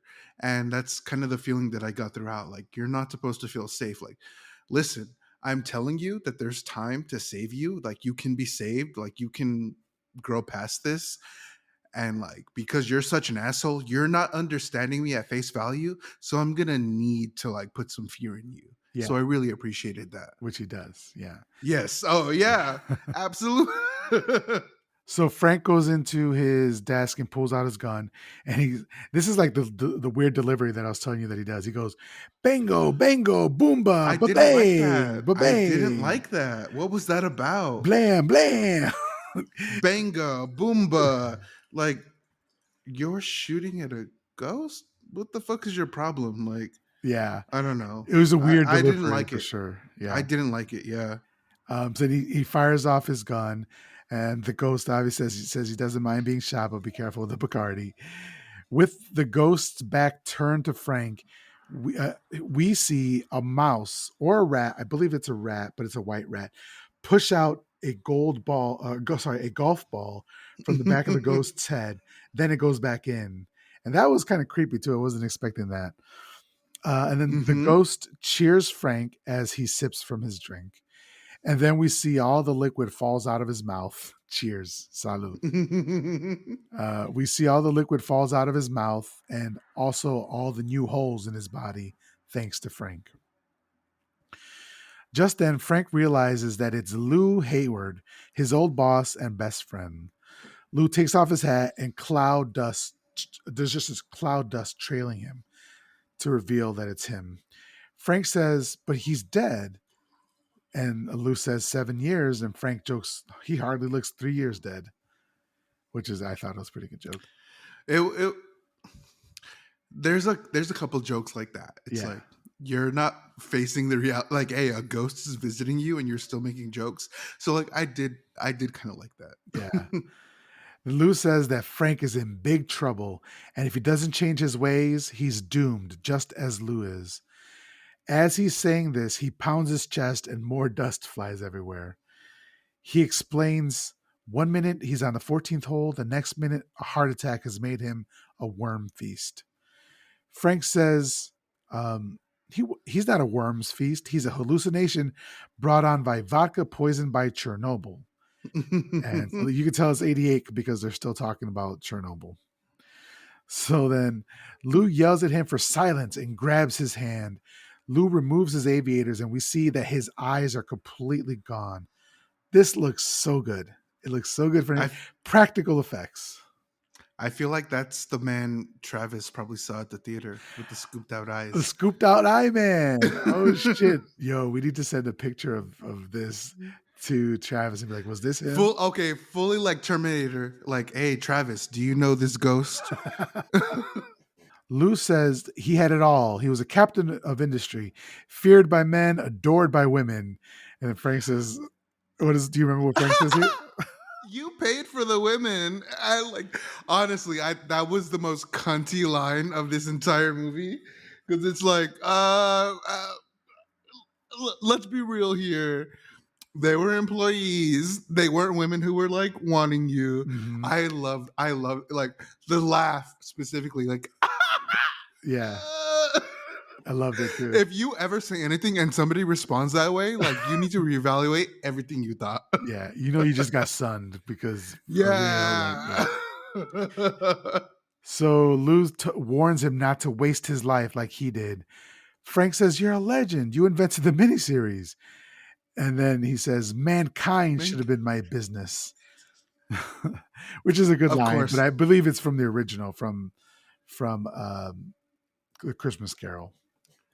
I'm like, yeah, a man who's in hell would think that. Like, Mm, it's funny how like I don't know. There is a part of me who doesn't appreciate these white men getting their lessons like when they've reached this ridiculous amount of like wealth or status. It's like right. you didn't think you should treat people like sooner? Like, no, not at all. So there's a part of me that like although I love this story and I like what's going on, it's like ghosts had to cross a different plane of existence for you to understand that like you're acting fucked up. Like it literally took the metaphysical for you to understand, like, I could do things differently. I Yeah. was like, interesting. Meanwhile, if I cross the street the wrong way, I'm getting a ticket and probably going to jail for It's jaywalking. for sure. It's like some people aren't deserving of a redemption arc, right? Hmm, Of hmm. a redemption story. And this guy isn't, you know, I don't think he's worthy of a redemption article or a redemption story. That's how it feels, right? Same. Yeah, same. Hmm. But Lou says it's too late for me, but you can be saved. He says you're going to be visited by 3 ghosts. Expect the first one tomorrow at noon. Frank says tomorrow's a bit busy, but maybe he can pencil him in. And Lou says, "This is no joke. This is your last chance," as he throws him to the floor. Frank says, "All right, I can squeeze you in for breakfast." At the sound of this, Lou yells and grabs Frank by the neck and pushes him through the window. But the glass doesn't break. It like morphs around Frank. And now he's dangling out of the window. And he says, you can be saved. You have time." And then, you know what I do like? I'm sorry to no, go ahead. interrupt. I do like where Frank says like, "Hey, please no, they're gonna think I'm a suicide," which is like totally fucking 80s because like if people thought you were a suicide, they're like, "Oh man, basket case." Like there was no helping this guy. Like, oh, I guess Right.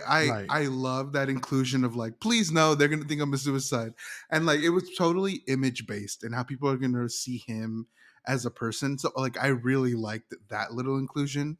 I don't know what their point was, but I know how I took it. Well, yeah, it's such a small line, and if you don't hear it, or if you don't grab it, it can be inconsequential, but it speaks to his ego. His ego Mm-hmm. can't let him, like, he's going to be dead either way. What does it matter? But he doesn't want people to think that he unalived himself, like kill, so.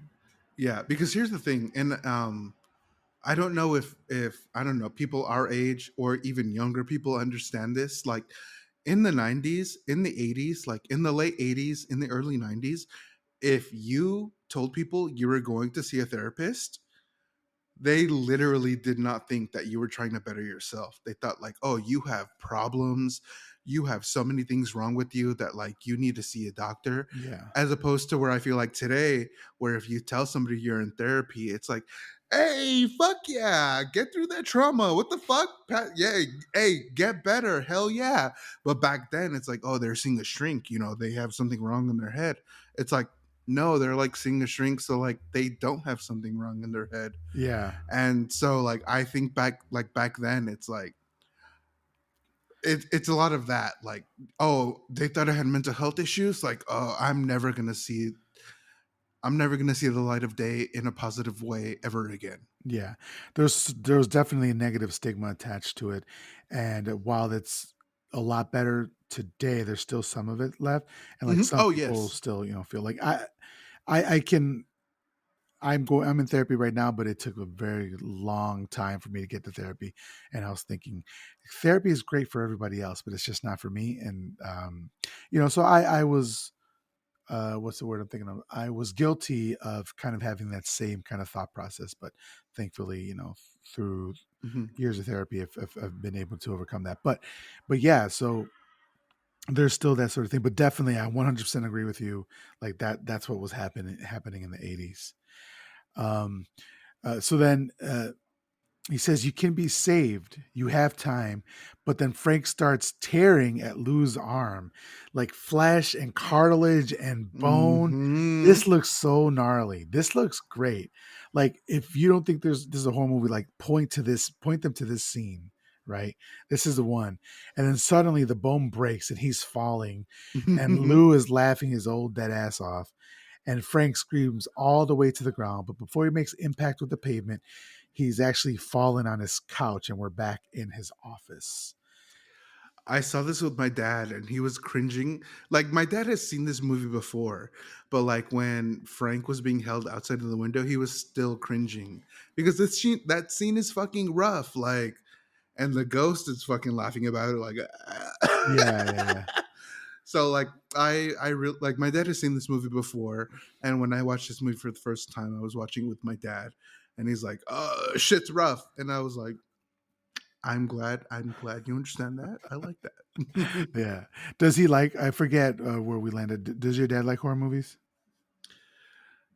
I don't think so. Okay. No, I don't think so. Yeah. Like I just recently found out he hasn't seen Silence of the Lambs.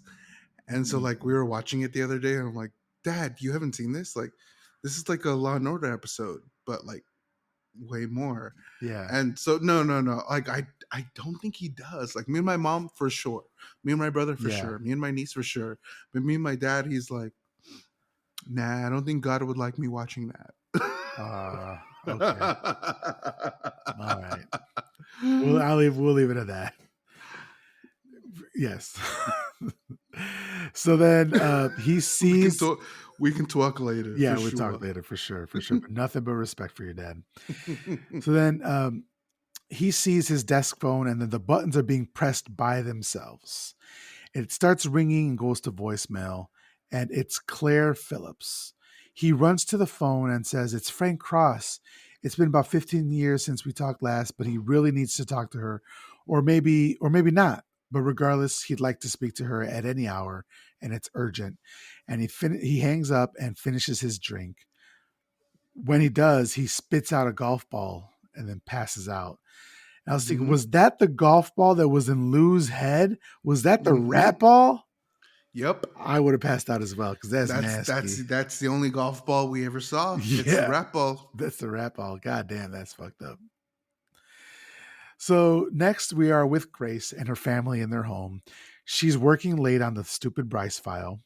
They ask her if she got her bonus, and she tells them that she's drying her head with it, and she shows them the IBC towel. Her daughter hugs her and says it'll be okay. And she yells at her kids to keep it down, then asks what they're doing. Her daughter tells them that they're decorating the tree, but she says that they don't have a tree. And they say, well, we do now. Her realization comes across Grace's face, and she runs out of the room and says, don't plug him in, don't plug him in. But just then they plug in Calvin.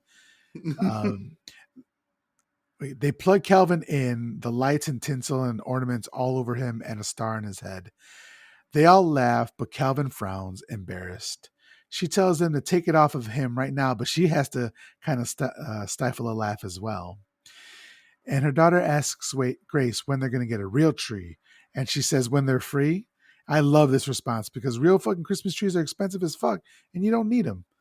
You don't need Christmas trees. But they smell so good. They do, but what do you do afterwards? Then you get all these pine needles all over your floor. And if you got carpet, it's a fucking mess. It's a nightmare. Oh, I don't. So okay. Okay. So then this is where I was thinking, like, how much is she getting paid? Because she's an executive assistant. And executive assistants, I know, should be like minimum six digits, right? So what the fuck is happening? But she's black, so it's like, In the, you get less. in the 80s too, it's like sucked. So the next morning, Ted shows Frank the front cover of the Daily News. IBC kills old woman. She asks if he's seen the newspaper yet. Apparently, this 80-year-old grandma killed over last night watching the Scrooge promo, and it scared her to death. And Frank takes a second, and we think maybe he's pondering it and he's sorry about it. Nope. He yells, "This is terrific. I knew the ad worked. You can't buy publicity like this." And this must be like Kanye's team. This must be Kanye's publicity team right now, because not all publicity is good publicity. That is a lie. And he tells Ted that he wants the promo now running every half hour, with the disclaimer saying anyone with a heart condition must leave the room. I didn't like that. Yeah, he's just like, sacrificed this woman for ratings, But also, like, unless there were witnesses, how do you know this person died watching that trailer? Right, exactly. Because it's like, she's old. She was going to die at any moment. Yeah. But like, you want to point out one specific moment? Nah, I don't think so. Yeah. I would imagine it'd have to be witnesses, which is even worse because, like, imagine if it was her grandson and they were just watching TV with her grandson and then she just keels over. That's fucked. So now we are on the stage of the Scrooge show. Actors and extras are running around. Crew people are setting things up. It's chaos. Frank is speaking with a censor who says she will not permit this costume on air. She's standing next to a solid gold dancer who has a bustier. That's what it's called, right? A bustier, I believe. Holding the breasts up. Yes. Yeah. Her breasts are pushed up to her chin, and it's also revealing some top nipple. And she says she won't permit the costume because you can see her nipples. And Frank yells, "I want to see her nipples." The censor reminds him that this is a Christmas show. And Frank retorts, "Well, Charles Dickens would have wanted to see her nipples then." One of the two crews that are standing around, not looking away from the nipple, says, "You can hardly see them nipples," which was an ad-libbed line, which I thought was very funny. Frank says, "See?" And then these guys are really looking. He dismisses the dancer and tells the crew to leave as well.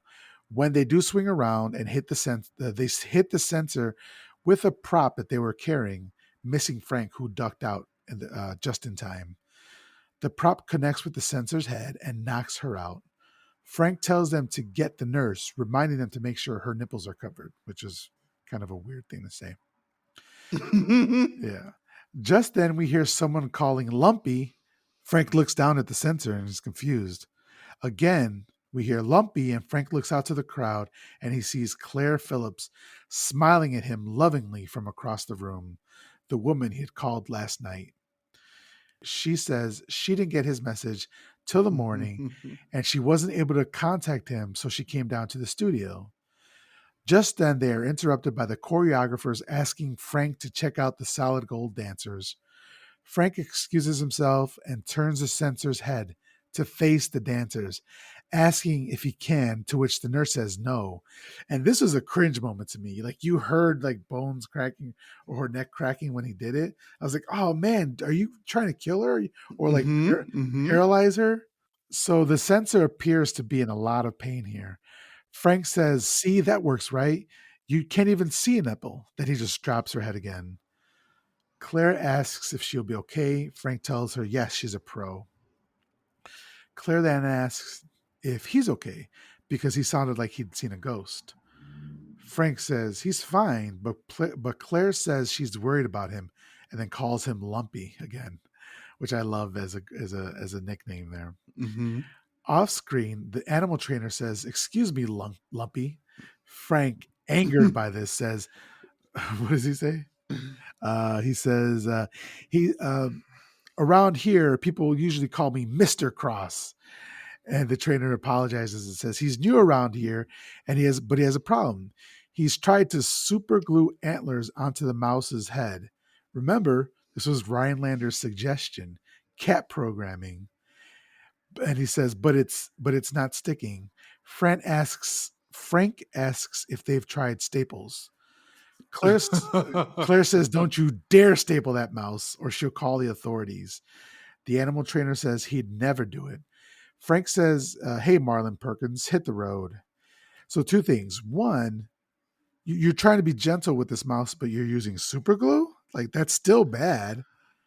I wondered about that myself. Like, how can you remove super glue if you end up using it successfully? Yeah, exactly. So then the second thing I wanted to say was he calls him Marlon Perkins. I didn't know who that was. Apparently, Marlon Perkins was an American zoologist. He was best known as a host of the television program Mutual of Omaha, Wild Kingdom from 63 to 85. So there we go. So then Frank says, same old Claire, still trying to save the world. Then Claire says, are you still trying to run it? To which Frank laughs at.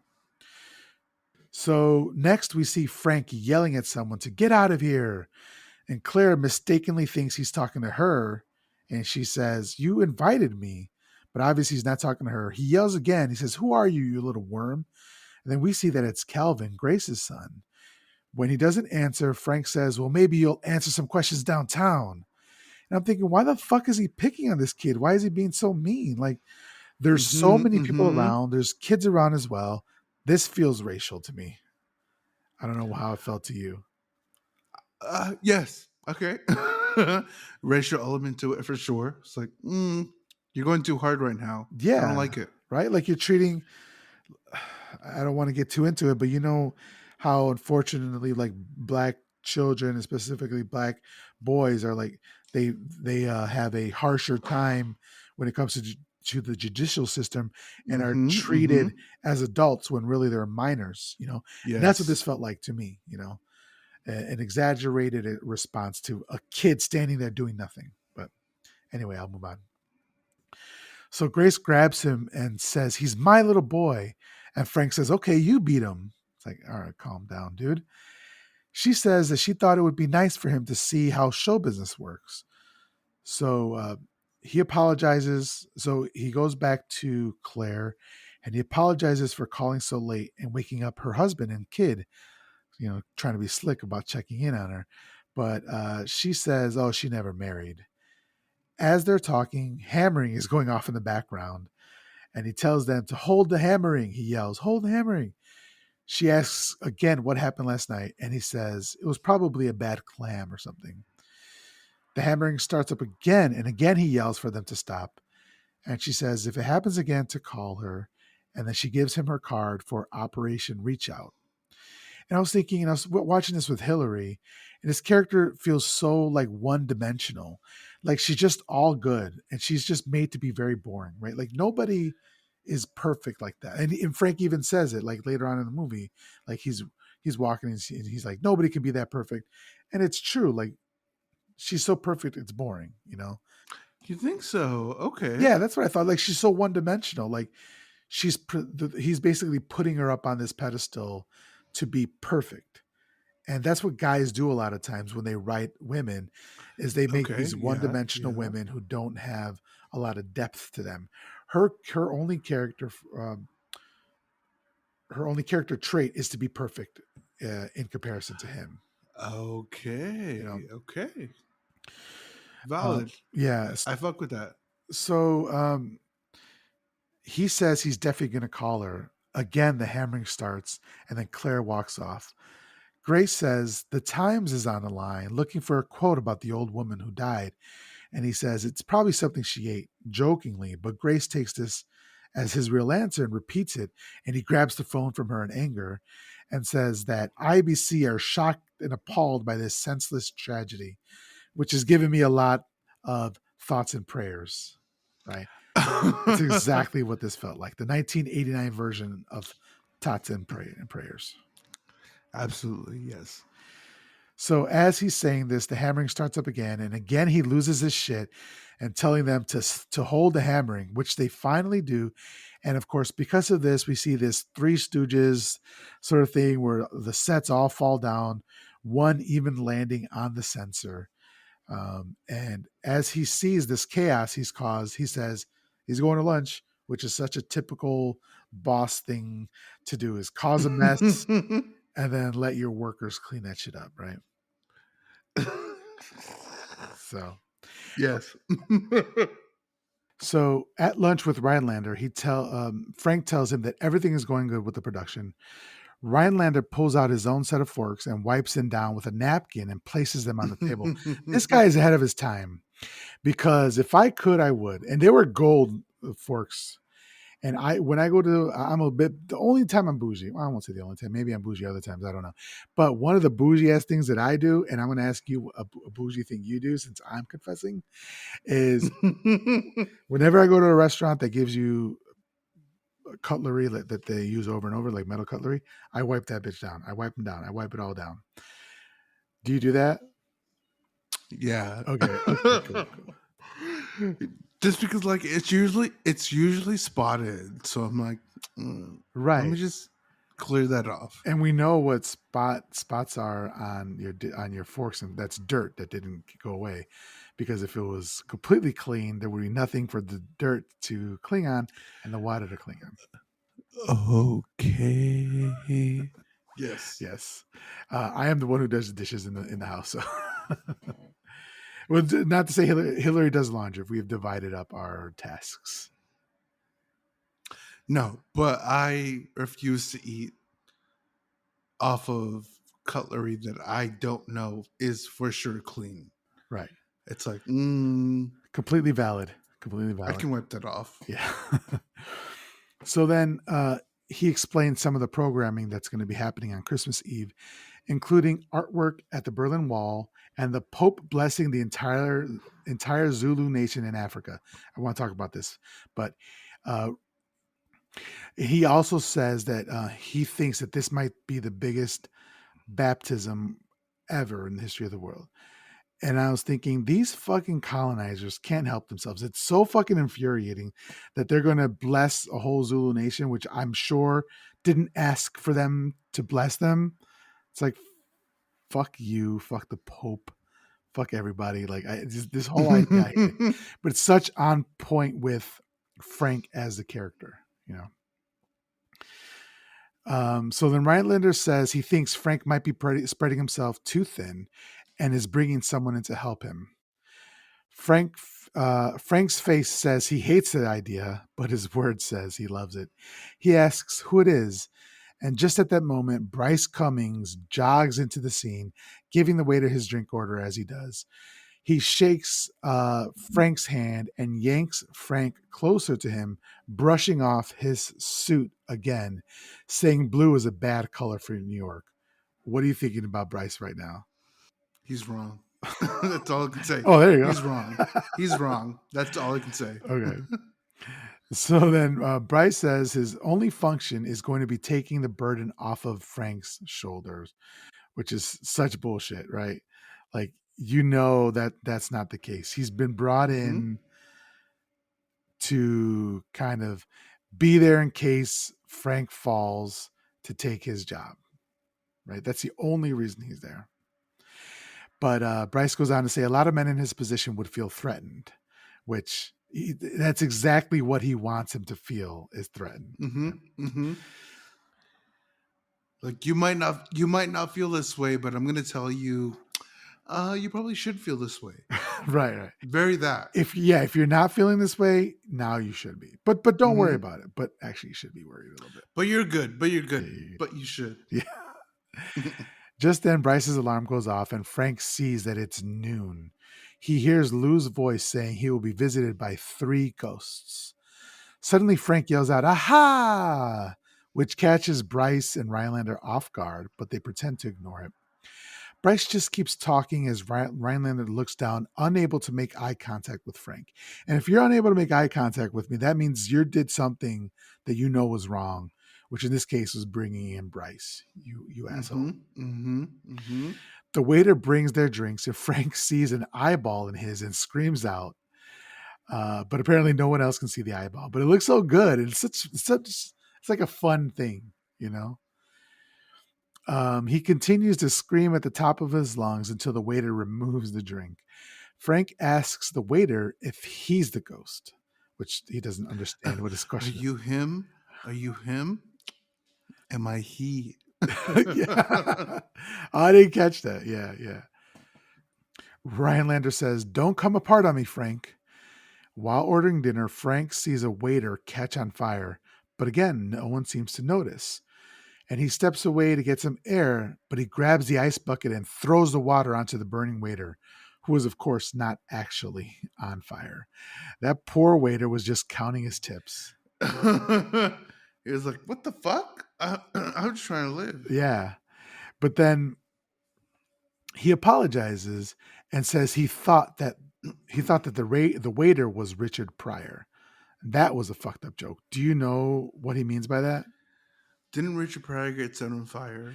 Yeah, Like I know Michael Jackson did, but Richard Pryor as well. he set himself on fire when he was doing drugs. He accidentally set himself on fire when he was doing drugs. Mhm. And this is a fucked up joke, but also I've seen Richard Pryor's stand up comedy after it happened, and he also makes fun of himself about it. He has a joke in it where he lights a match and then he says, "What's this?" Richard Pryor running down the street. And he says that that's one of the jokes he heard after his accident. So I think he was making fun of himself at the time, but I don't know if it was cool for Bill Murray to be making a joke about him, you know? Yeah, I don't think so. Yeah. So Frank walks out, but he slips on the steps and falls to the floor. This actually happened and wasn't scripted in the movie. So this actually happened for sure. You could tell by the waiter's reaction. He's looking around like, "Are we cutting? Are we going?" I love that. Yeah, they kept it in. And I think probably kept it in because Richard Donner and Bill Murray didn't have a very good working relationship. And I'm sure like Richard Donner wanted to like kind of poke him in the ribs a little bit. Once outside, he gets a cab and we see one quickly approaching. But then from stage left, another cab backs into the scene, also bumping the first cab. So Frank gets into that one. This checkered cab peels off right towards the moving truck, spins the block, does a U-E, and crashes through the awning of the restaurant and speeds down the street. The driver says, "Shut up, Frank, and enjoy the ride." But Frank asks how he knows his name, and the driver says he knows everything about Frank. And then he turns around and gives us a big, toothy, tobacco stained smile and says, Oof. "I'm the ghost." So, what did you think of this design? Because we saw the other design look more Hmm. like a zombie. Hmm. This looks like a dude who's been smoking meth or like tobacco for 80 years. Right. So grotesque, absolutely grotesque. This man is okay. I'm not gonna lie. This man is ugly, but there's something a little attractive about him. I think it might be that New York attitude and him smoking that thing. Maybe Yeah. maybe I just like the weed so much it makes him look better by association. But Okay. um, did you notice his pointy ears? No, I didn't. He has I did pointy not notice that. ears, Okay. and it just made me think really weird. I'm like, are you like an elf, some sort of fairy type creature? Because we see it later, one of the ghosts is dressed like a fairy. So it's like, I wonder what's going on here. What is there like a secret theme between them? But Huh. yeah. You just blew my mind here because I never thought what these ghosts were. We know that Lou was an actual human, and who lived a terrible life and came back to warn him. Hmm. Uh, but were these ghosts ever humans? And I'm wondering, like, it had maybe they've been like, because we later find out that the Ghost of Christmas Past, that he's been through this journey with someone else before. They do it to bad guys to teach him a lesson. So like he's been doing this job for thousands of years. I'm like, what is going on? Like, I don't listen. I'm not trying to work in the afterlife. Maybe this is fun and it's not really work, but I'm not trying to clock in. I don't. Well, as discussed, there is no afterlife for you because you are eternal. For you guys, you know. I'm concerned about you guys. Okay, thank you. Okay, so that begs the question: like, if he's been doing it for 100 years, at what time did he upgrade to the taxi cab, or does the vision change per person? Oh, well, okay, Does the so Coast of Christmas Past look different for each person? or well, you know, that taxi cab did look pretty old. So Yeah, and his but old. It was old. It was like 50s, which is where his time frame. So like, do mhm. they morph it? Do they kind of customize it to the person? Honestly, based on that guy's teeth and his looks, like that's his latest upgrade, and that thing is shiny and new. Like this thing just came off the assembly line as far as he's concerned. He's been doing this job forever. Yeah, that's true. That's true. All right. So then Frank looks at his taxicab license and it does say Ghost of Christmas Past. The door is locked suddenly and Frank tries to roll the windows down, but the cranks fall off. We see Elliot looking extremely disheveled and drunk. He goes to take a drink from his brown paper bag, but the taxi driver grabs the bottle out of his hands as they pass and he laughs maniacally. So this is is this the second day? This is the day after he got fired. Yeah, and he's lost his shit. Well, he just lost his job and he already has like this 5 o'clock shadow. He already like is looking at the bottle like it's the love of his life, like he's about to neck it like no one, like no other. And I'm like, you, like your last check hasn't even come in, like you're still filing. HR hasn't even been updated all the way. Like, what are you doing? You're still in the company files, like you just Yeah. don't have your keys anymore. But it's just funny, like how tentative his grasp on like life was. Like just that one thing was all it took to make him crash down. I mean that's the same for all of us, but like you know, Yeah, the very next day, it's not even a full 24 hours. Like, and you're yeah, already hobo, liquor in a plastic bag, paper bag. Like, really, I'm sure you had a 401k. You're not an executive at some company without one. So it's just comical how down in the trenches he is. yeah. So inside the cab, the display in the center console is counting down in years, very similar to Back to the Future, which came out 4 years earlier, as the counter goes down to 1955. On the street, they drive out of a thick fog and are now in a working class neighborhood. Every house except one has Christmas lights up. Frank asks, "Where are we?" And Christmas Past says, "You mean when are we?" Okay, dude. Ha Okay. ha ha ha ha ha ha. So then, did you ever watch? Did you used to watch Family Guy at all? Yeah. So I feel like at that joke, that's one of those jokes that a Stewie would laugh at, but like making fun of you, like, oh, that's so Yeah. clever. Yeah. It's like, so I hate that joke, but I secretly love it. And it reminds me of the joke, like, you know how when in TV shows or movies, like there's somebody who's psychic and they're like, well, I don't need to be psychic to know that you're having a bad day. And it's like, oh, brother, okay, we get it. You know shit. To me, those jokes are on the same level. Yeah, yeah. Frank tells the driver to pull over, but he doesn't yet. And then they continue to drive towards a truck, not stopping until they drive right through it. Frank tells the driver to take him home, and the driver says they are. Frank notices that this is his childhood home, which he thought they'd torn down, which the driver confirms to be the case.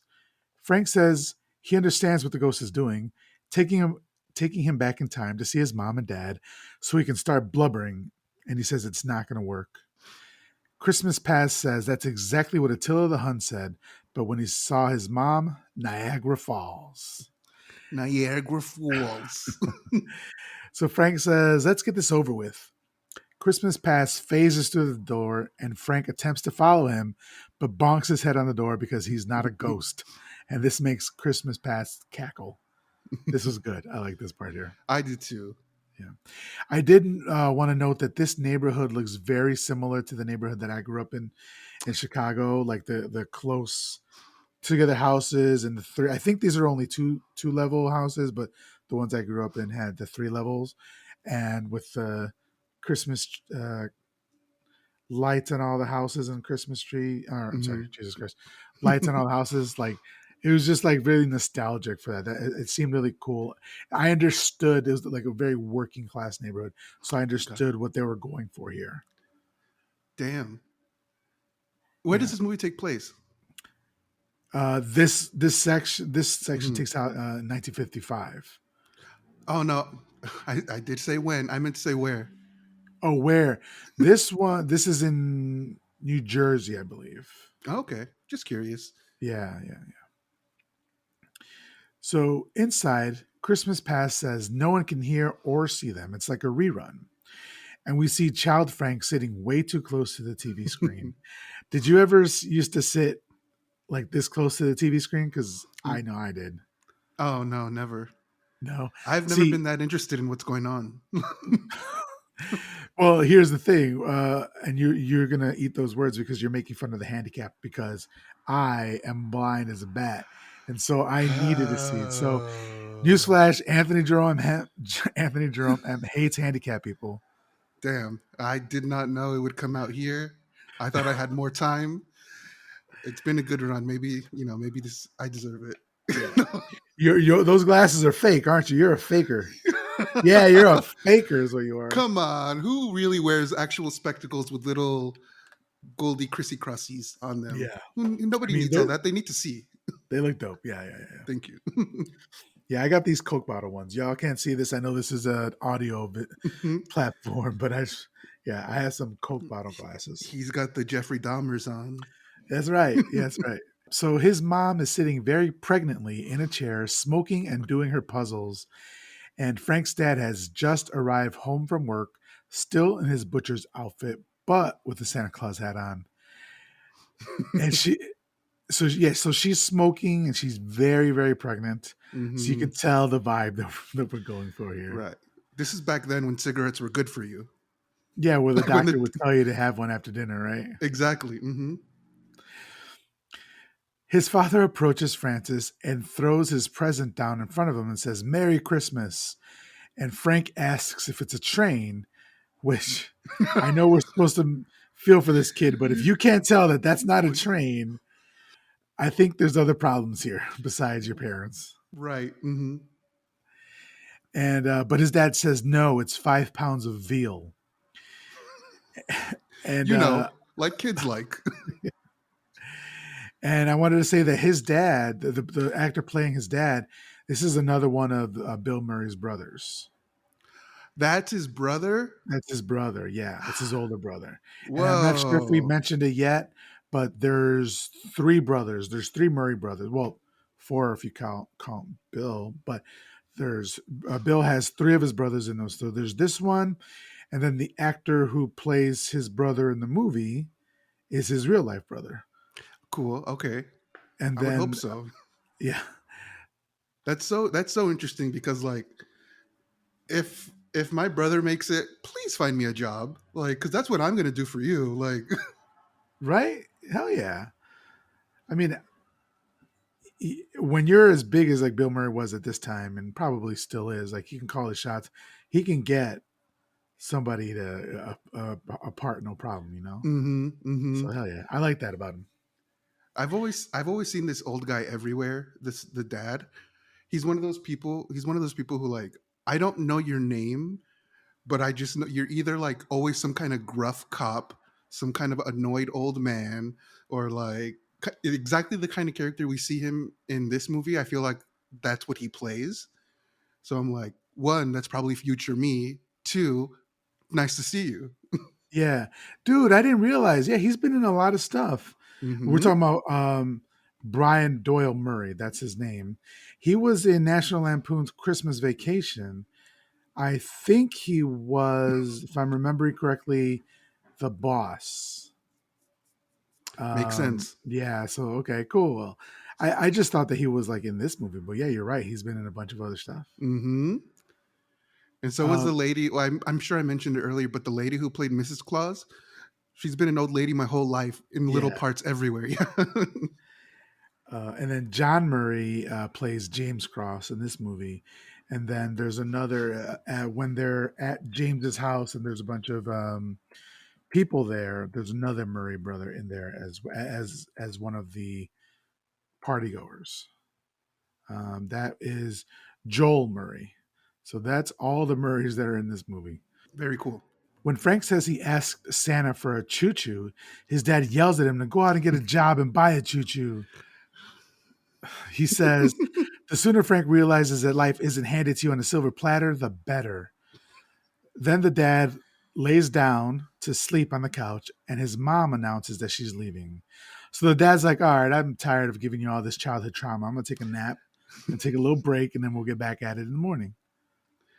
I mean, if anything, he's like, you know what? I got my kid a present. I did my job. My dad wasn't around, so I don't know why he's complaining. Yeah. I mean, honest. Yeah, it's like the bottom rung of barely like you're there, you're present. Good job. I feel like I like to treat people that way, but in a strictly comical sense. Like if I buy a gift for my niece, like I don't mean it, but I just love to throw it at her feet, be like, hey kid, I got you this. I get it. Yeah, because you try to be cool and nonchalant about it, right? Yeah, Very yeah, yeah. Okay, that's what it is. Yeah. Yeah. Like, hey, I just picked this up because I thought of you. Yeah, very that. Yeah. Just put it like throw it slightly out of reach so they have to like work to get it. Like Frank's mom says, "Merry Christmas, Frankie Angel," and leaves. Old Frank is now bawling, and the driver reminds him, "Niagara Falls, Frankie Angel." Outside, Frank says he was touched by the gift his dad gave him. That's all. He said a 4-year-old boy receives what in this day's marketplace is a $40 or $50 cut of veal. I looked it up for you because I know you like to know. yes. Nowadays it's $130. Fuck. Yeah. That's a lot. I've never eaten veal before. Have you ever eaten veal? No, never. And yeah, me neither, and I'm probably never gonna do it Same. because that's expensive as fuck. Now, is it just me or do you actually I believe Frank was crying over like, hey, I can't believe I didn't know what I got. I didn't know what I got when I had it. Like I think maybe he's lying, but I would believe someone like him is crying over the meat. Hmm. I thought perhaps he was crying because maybe his mom left. Were you reading it as his mom leaving for good this time? Yeah, that's what it felt like, right? Because like she's pregnant, she looks at her husband who's being such a complete dick to their child, and then she's Mm-hmm. like, I have to leave. Oh, but she didn't, right? She Because did. she's we see a picture of child child Frank with his baby brother. And the mom is the mom in the picture. Oh, I see. Yeah. Okay, but Maybe, I is mean, the maybe mom she in the picture? visited. Yeah. No. That's what I'm saying. Damn, you just pulled that out of your memory. Really cool. I didn't. Well, Yeah, I I forgot about that. I watched the movie. That's true. That's true. Thank you so much for watching the movie for this. I usually don't because I'm too Yeah, cool for that shit, but you're really good at just guessing and then just adding color commentary.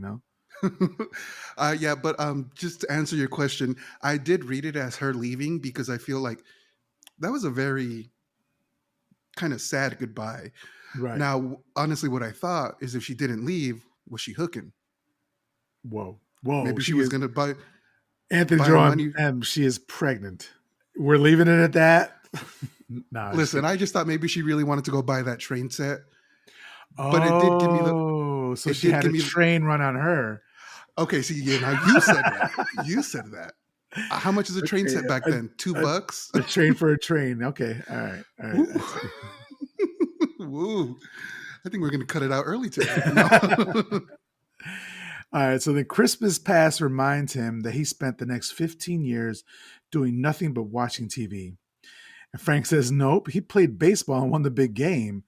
And then the Ghost of Christmas Past says, no, that was a kid on the courtship of Eddie's father, which was an actual TV show. And then he says, another time he was running through the hills and there was a beautiful girl with pigtails. And Christmas Past yells at him and says, you're so pathetic. You are so pathetic. That was the Little House on the Prairie, the homecoming episode. He's being a bit harsh here, but Right. Now, that's pretty funny that Frank can't even advocate for himself here, because if I'm in that position in a TV network, you're not going to tell me I didn't do shit. Like, watching TV got me here. So, right. Yeah, I was thinking that because, like, I'm friends with authors, and they tell me that authors need to continually be reading stuff because you have to know what's out in the zeitgeist now. mm-hmm, And I'd imagine, like, I listen to a lot of horror podcasts by people who are in the horror movie industry, and they talk about having to watch everything that's new, and then mm-hmm, also what's been in the past because you need to know what's going on, what's in the zeitgeist. exactly. So that's all he was doing. He was just Mhm. practicing for this shit, you know? There was research. Yeah. I mean, I hope he sat back a little bit when he was like 20 years old. He sat back a little bit, but yeah, I agree. There's a lot of good that can come from watching TV. Mhm. So the Ghost of Christmas Past says, "Face it, garden slugs got more out of life than you did." And then Frank laughs. He laughs this like laugh where he knows that he's beat, but he has nothing else to say. And then he says, "Yeah, name one." I was like, "Okay, sick comeback, dude." Right. Like, if now maybe he hasn't been watching TV all that much because he'd come up with a better comeback from one of those TV shows. So Yeah. what's the truth here? So then, almost crying, he asks to be taken to his office. So Ghost of Christmas Past says, "Yes, of course," or let's go back. But they actually go back to 1968, the IBC office Christmas party, and we see a woman giving out Xeroxed copies of her ass. Everyone is drinking and carousing. So many HR violations. I don't Mhm. understand. Are we supposed to feel nostalgic for this era? Like, I what, do. what did you think? I I've Was I around? Either way, all I know is I felt very nostalgic. I was like, those were the days. Like, I don't know. It seemed so fun because I do feel like in 2022, if you do go to a work party, I do think you should be able to let loose that much. And I do think it shouldn't count against you. Hey, if things are consensual, not like, don't be like that Navy guy who just pulled off his hat and kissed a random nurse in the middle of Times Square when the war was over. You're like, don't be doing all that. Yeah. But I do think, like, I think what I see here is people just trying to have fun, Mhm. and that's what I really liked about it. Now these days, like, I personally won't go to a work event because I'm like, I wonder who's trying to get me to say stuff because I feel comfortable outside of the office so that they can talk to HR. Exactly. Especially if you're on. So it'd be different if you were at a like a bar or an outside venue. Hmm. But they're in the office, and she's using office materials to Xerox her ass. I don't know, man. That's I'm sure the boys are doing it on the clock, so she can do it at a party. yeah, that is true. But what I was going to say here is this had a very rapey, like Mad Men vibe to me. So I'm sure there's like if you want to see the good to it, like there's good here. Like there's camaraderie with your fellow like coworker or whatever. But also there's the dark part of that as well. Right. So I was, That's very true. Just real quick, this is before social media. So, like, there is a really big chance that these people are your friends. The rapey vibe is still absolutely there. Like, I'm sure somebody touched someone's ass without their consent. We're not talking about that part. We don't want that here. mm, But I do feel like because there is no social media and these people are with each other so many times out of the week, so there's a high chance they might be friends. yeah, I agree. Yeah. So then we see a younger looking Frank because his hair is longer. But I've never seen Bill Murray looking young. He Mm-mm. looks so old, and we talked about it earlier. But Let me go put some lotion on right now. so Frank is still passing out mail in the midst of the office party. So Lou Hayward, the first ghost we saw, takes him aside and asks him if he realized there was a party going on. He says he sees it, but he just wants to finish a couple more things. If I was his coworker, I'd be like, "You fucking kiss ass, you suck up. Just start drinking with us, man. You know what you're doing. You cut right in front of him so he would see that you're still working." Um, Damn. I he didn't take it that way. I think he knew that, like, he was very conniving and cunning, and he knew what he wanted more than it's let in the movie. So I don't know. I think I took it that way. Um, Okay. Tina, who's the girl who's handing everybody Xerox copies of her ass, then hands Lou the photo of her painted derriere, and she then I mean I don't know. I think that's really crazy. Like, offering your boss. Actually, at this time, I think it's the president. So your boss's boss, like, a picture of your ass and say "Merry Christmas." I know, it was wild. The 50, Yeah. to be a white man in the 50s, man. I think we've said this before. Like, the world is your oyster. You can have literally anything you wanted. Seriously. I understand why they yearn for that time. Um, so then Tina then asks Frank if he wants to go eat Chinese food with her, and Frank, being the racist asshole that he is, says, "No, you're not Mm-hmm. supposed to eat that. They cut up cats for the food." And then he walks away. It's like, yeah, what a piece of shit. What a Fuck you. Yeah.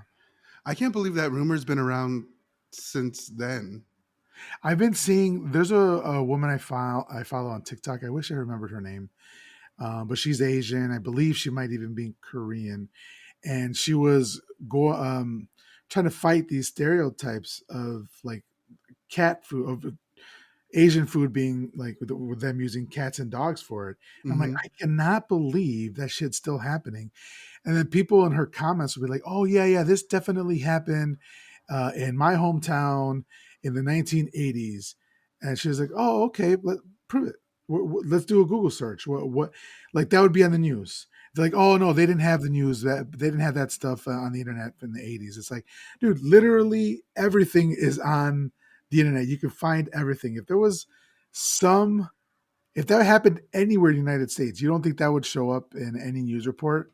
And it hasn't. It's just so fucking annoying. It's just a stupid prejudice that people have, and it's racist, and I hate it. You know what's so fucking annoying is that my dad is like that as well. My dad won't eat Chinese food. He's so fucking annoying. Like, I tried to take him. He's like, "No, no, no." He's old ass Mexican. "No, no, no." They use gatos, and I'm like, "All right, whatever, Dad." It's so fucking annoying. It's embarrassing, really. Like, it makes me wonder, like, do you ever wonder why sometimes those tacos in Mexico are 50 cents? Like, you grew up eating street tacos. Come on, what are we doing here, guy? Mm. Yeah, And I know for a fact you've told yourself before that I know it looked like carne asada, but that didn't taste like carne asada. no, Because I have before. And I think they were just sparing my feelings. yeah. So I was like, I drove to Mexico with with an ex girlfriend and her family like 20 years ago, and we were like in the middle of the country, country, and we were driving down this, like, what, it was a very narrow road, and we come to just a small little place where you can kind of park your car on the side, and there was a taco stand there, and they stopped, and everybody got out and ate. I'm like, "What are we doing here?" Like, "Yeah, let's have some tacos." I'm like, but that, like, uh, I don't that's Gila. That's Gila Monster. yeah, I was like, I let them eat first. I was like, "All right, I'll have one. I'll have one." But, like, Melly first, You're like, because do they have any chips and salsa over here? yeah, any vegetarian options? And just Right. queso, I think. Yeah, but anyway, that's just annoying. I digress. So then, old Frank can't believe his eyes that he would turn down Tina, and then as they're going down the elevator, Christmas Past says, "That's not the one, Frankie. This one." We then cut to Frank getting decked in the face by a door by Claire, who is coming out of a store. It's a meet cute. She helps him up and they stare at each other. She smiles at him and says, "Oh, it's going to be quite a lump." They bump heads again while trying to pick up their things. And she says, "Thanks, Lumpy." And she goes to leave. So now we know where the name Lumpy comes from. So Frank invites her to the office party, but she declines. But she invites him to go get some time. But she invites him to go get some Chinese food, which he agrees to. But then we hear a cat scream off camera. A cat yowls, off camera. I saw this movie a few times and I never noticed. Yeah, it's some anti-Asian bullshit. Stop being racist assholes, people. So next, they go to 1969, and Claire and Frank are now Nice. living together. Nice.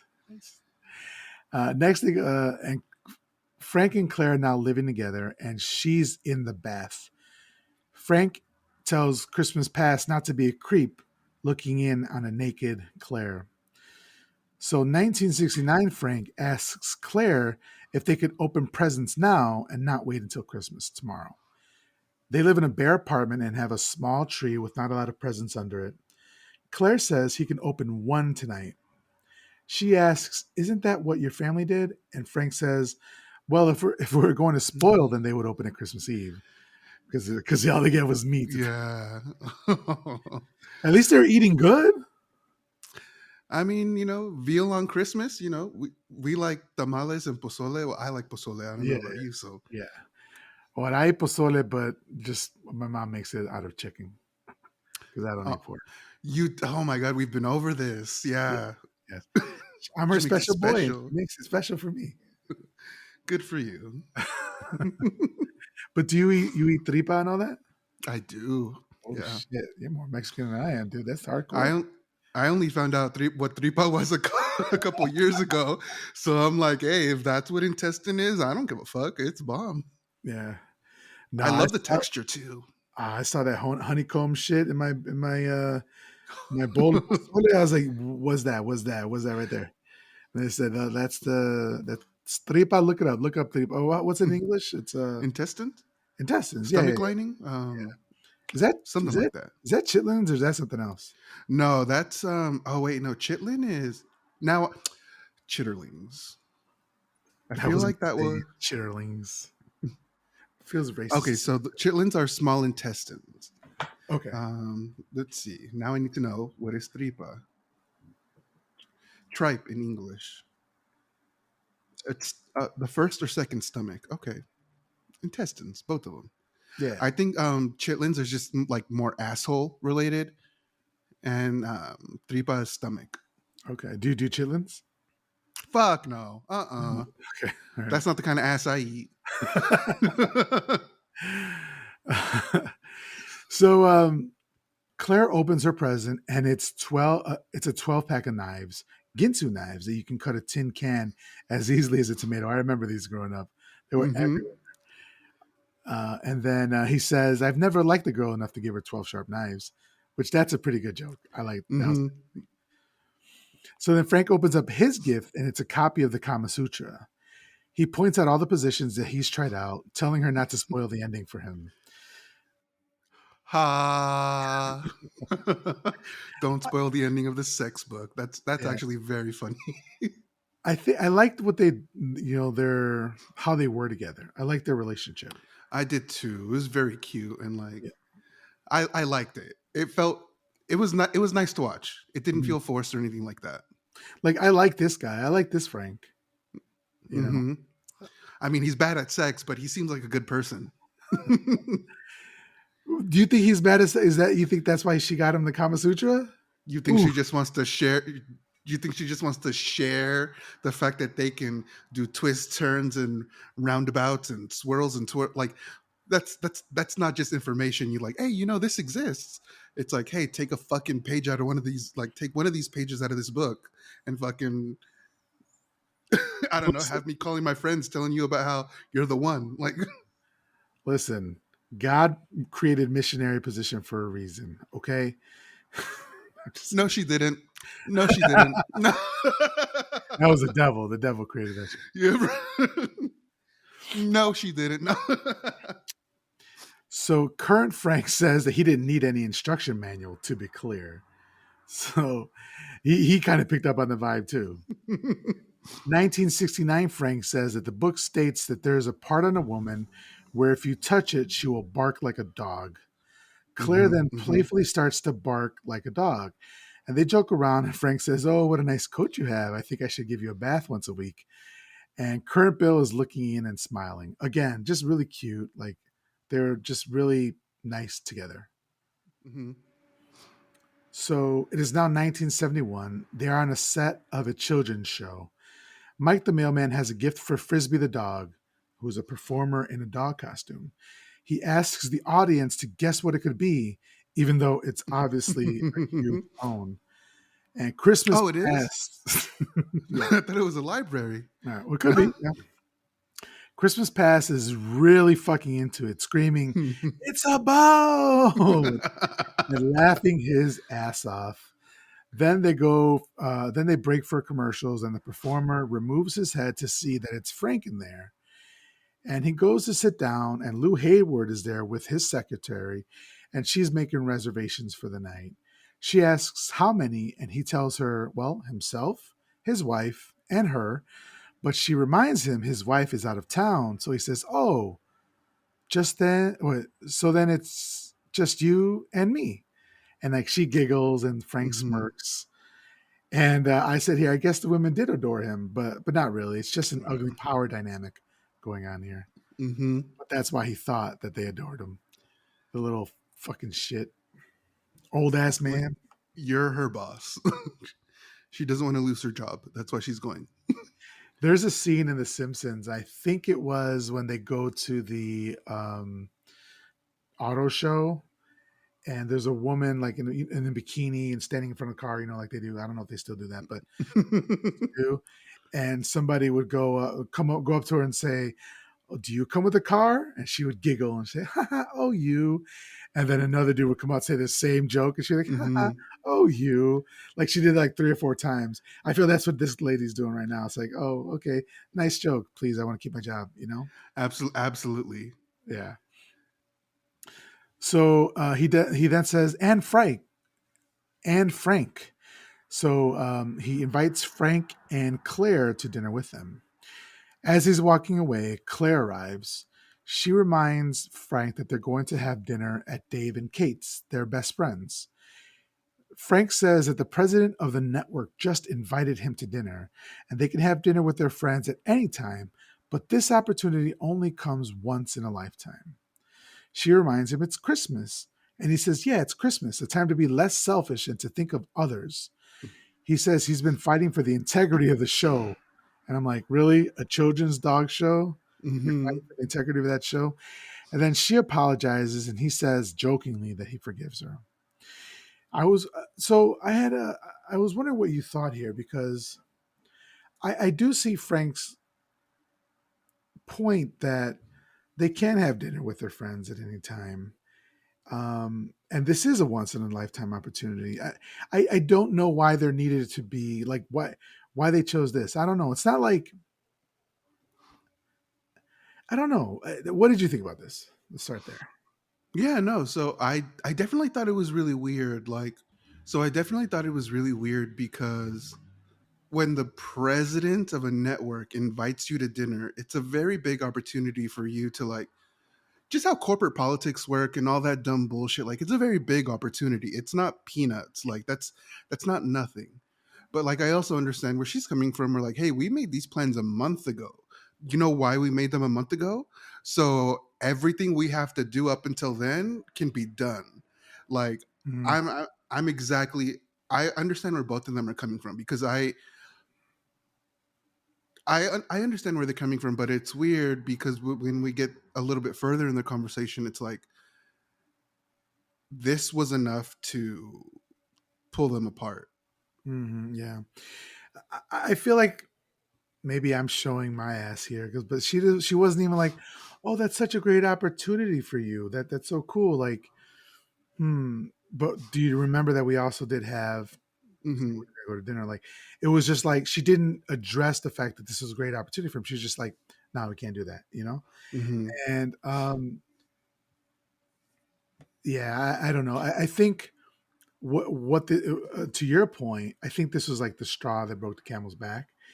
Right. And maybe he'd been doing it a lot more recently where he was just like Right. canceling on them for work and stuff like that. So Interesting. if that's the case, then I can see that. But And we know we can't fuck, so it's like, yeah, so like you can't fuck, you won't eat. What are we doing here? So I do think it would have worked though if she went to dinner with her friends and said like, "Hey, the president of the fucking company offered my boyfriend like dinner, so like he had to go, but I yeah, came here with you guys because like we had plans and like we're not fucking flakes." I I wonder why that couldn't have worked. yeah. That's the same thing. Like he even says, and albeit he says it at the end, kind of tacks it on there, but he's like, "I'll see if I can make it for drinks afterwards" or something like that. And it's like regardless. So she then says that maybe they should separate, and he doesn't fight her on it. And Claire says she knows Hmm. he's been under a lot of pressure. And he says, yeah, it has been rough as he puts his dog head back on. And she leaves and he goes back to the show. As she walks away, she says, Lumpy, Merry Christmas. And then the doors close on her. Christmas Past says, you left Claire for Frisbee the dog. And Frank says he's made a few mistakes and he has to live with that. Christmas Past says Frank doesn't know what's going on at all, and suddenly he is on the TV screen, not with Frank in the studio, and he drives off the screen and yells, "See you later, sucker!" And we're back on the stage of Scrooge. I thought that was pretty cool. I thought that was a nice transition for us. I did too. And I particularly love this transition because about what we're about to see when we pull up, like what we just saw and what we're about to see. Oh man, how do I want to word this? Excuse me. So we're about to see a scene out of A Christmas Carol. Mhm. And what I really love about this transition is for this time period, we just saw this scene just moderned Exactly. up. I really love it because like a dumb bitch like me, please tell us. Like hold my hand and tell me. I love it, like Yeah. in this instance anyway. So like I do also like there's the exchange that they have where the ghost of Christmas past says like, you don't know who you are, what you want, or whatever else. And then he leaves, and then Frank's like, wait, where am I? What is this? And like fully showing his ass like he doesn't know where he is and what he wants. So like Yeah. I also really love that about this scene. Yeah, because he was adamant that he knew what he wanted, and then 2 seconds Mm-hmm. later, Mm-hmm. what's this? Where am I? So right, so we did just see that scene, the breakup scene, and then we see it in Scrooge as well. That the actors are acting that out, and Frank is looking at the monitor as the actors are rehearsing. The woman is crying and saying to Ebenezer Scrooge, "I hope you're happy with the path you've chosen." And Frank turns around and says, "He is happy with the path he's chosen, bitch." Snatch the wig off. I am happy, bitch. And what? No. Buddy Hackett says, "What are you, crazy?" He says, "Yeah, I am crazy, crazy like a fox." Frank says he sees what's going on now. No one could be as kind and as caring and as sweet as Claire was. He's going to go to Operation Reach. He's going to go to Operation Reach Out, where Claire works to see. I almost said Operation Reach Around. I was like, that's a different Woo! operation. Hey, slide that card. Let me But look him up on Google. Operation but Reach he, Around. but he is going to see Claire at Operation Reach Out. He's gonna go to her job. That's how you know it's serious.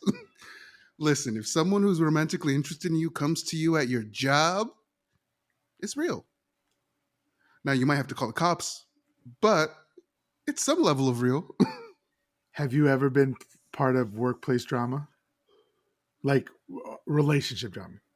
Uh, uh, You see how I kind had of. to? Okay. Kind of, because like everybody knew I was with someone because I was nicer to him. But Hmm. but the fact is he was like really smart. And like he knew how to talk to me, and he asked like the right questions. Like people would be like, "What does this mean?" And like I would get pissed off because I was a supervisor. Like, you've been here for a year, you shouldn't be asking me what this means. And he would ask me questions like, "Hey, so I looked this up and I looked this up and I looked this up and I couldn't find the answer. Could you tell me what this means?" "Oh, okay. Well, you already tried. I'll definitely give you the answer." So like I said, he knew how to talk to me, but like that's what gave it away, is that like people thought I was being nicer to him than everyone else, and I'm like, Yeah. well, I mean, yeah. Yeah. Anthony's like, talk to me nice, everything nice. I'm saying just So Frank is looking at the nope, said that already. Elliot Loudermilk walks out of a blood donation truck and then passes out from having given too much blood. Day two, still day two, right? this is still day two. This man is He's a mess. donating plasma and shit. Like, bro, I promise you, your last check is in the mail. Like, Yeah, and so we see Frank is walking and talking to himself, muttering that she left him. And then he passes Elliot, who's in a pile of garbage bags, as a homeless man is mugging him. He's taking his money and his clothes. So this guy can't catch a break. Frank, walking into the shelter, says that when he wants a wife, he will buy one. It's like, oh, okay. I no. actually have friends. I had a friend like this back home in Chicago who was like, he was older. He was a couple years older than me. He was Mexican, and he was like a player type. And he said when he wanted to settle down, he'd go back to Mexico and buy a wife. I was like, "Eh, okay, okay, dude. No. Yeah. So there are people who think like that. You met, yeah. No, So I then, mean, Russian mail order bride used to be a whole fucking business. It might still dude, be. And we yes, that was like such a thing in the 80s and 90s, and I thought it was fake. Like how you couldn't possibly order somebody through the mail, but like that's a legit thing, right? Like, don't they have mm-hmm. TV shows? Isn't it like 90 Day Fiance or something like that? Isn't that what that is? I mean, not like Russian mail order brides, but it definitely is people from the United States who are, let's be real. No, let's be real. It's these people in the United States who are capitalizing on the fact that they're American and are kind of tantalizing people from other countries with citizenship, because they haven't formulated enough of a personality to get with someone here Hmm. who they don't have to pay money to, who they don't have to pay to visit, who they don't have to like throw citizenship over their head. Like, I think so. It's not Russia, but it is definitely mail order spouse, where they are holding like, oh, if you get with me, you get to be a citizen and like you get to live the great American life that they've been like forced into believing is real, when it's like shit sucks here too. Anyway, Yeah. I could go on and on about that, but it's Join us on our Patreon only new series, 90 Day Fiance, where we talk my 90 Day Fiance. 90-day confessional for sure. Buy a wife when he wanted one, and she's going to be devoted to my wants and needs. Because he's talking to himself, the volunteers think he's crazy and give him a blanket. Some homeless people confuse him for the actor Richard Burton. Some homeless people confuse him for the actor Richard Burton, and Frank does his impression for them. And they offer him a drink, which he takes but spills out. They all clap, and this brings Claire over to him. He tells her that it happened again, meaning he had another vision. He's been thinking about the past and what would have happened if he had made different decisions. She says, uh, regret is never too late. You can change if you want. Frank says he wants to take her to eat, and as they are about to kiss, two volunteers come up with issues. They kind of cockblock here. Yeah, the needs of the homeless like really fucking make it hard to get it in. You get it in, but they couldn't wait. Give me 2, 3 seconds, you know. Um, One says one says there aren't any fuses anywhere in the building, and the other says the store didn't send turkeys, and that they need her help. She says she will call. She will call the store and call the and she'll help them find some fuses. Frank says, "No, no, no, no. They can handle it. Fuses are at the hardware store, and the turkeys are at the A and P. Look them up in the phone book. It's either under A, and if you don't find it there, then it's under P. Which this is good. This is good." Yeah. So he says that she needs to fire them, but she reminds him that they're volunteers. He says they're only volunteers because no one will hire them because of their incompetency. Like he's reading them, like he's being real fucking No. in front of their face, Mm-hmm. and they're not What saying a anything back. disconnected take. Why? Okay. Because they're volunteers. They're Yeah. like, they literally have other shit that they could be doing, and it's Christmas Eve. Yeah. So, like the his inability to see that people are actually there to help is just so baffling to me. I think he's thinking with the other head is what's going on here. Yeah. Yeah. So then she says it's Christmas Eve, and he says they're like this year round. I guarantee it. And she says she just has to make a quick phone call, then they can go. But he's like a child. He's a petulant child. He's like, no, you've made your decision and you chose them. And he leaves. And he leaves because he was a child who didn't get his way. He says, take the rest of your life. He gives her some advice. He says, scrape them off, Claire. If you want to save somebody, save yourself.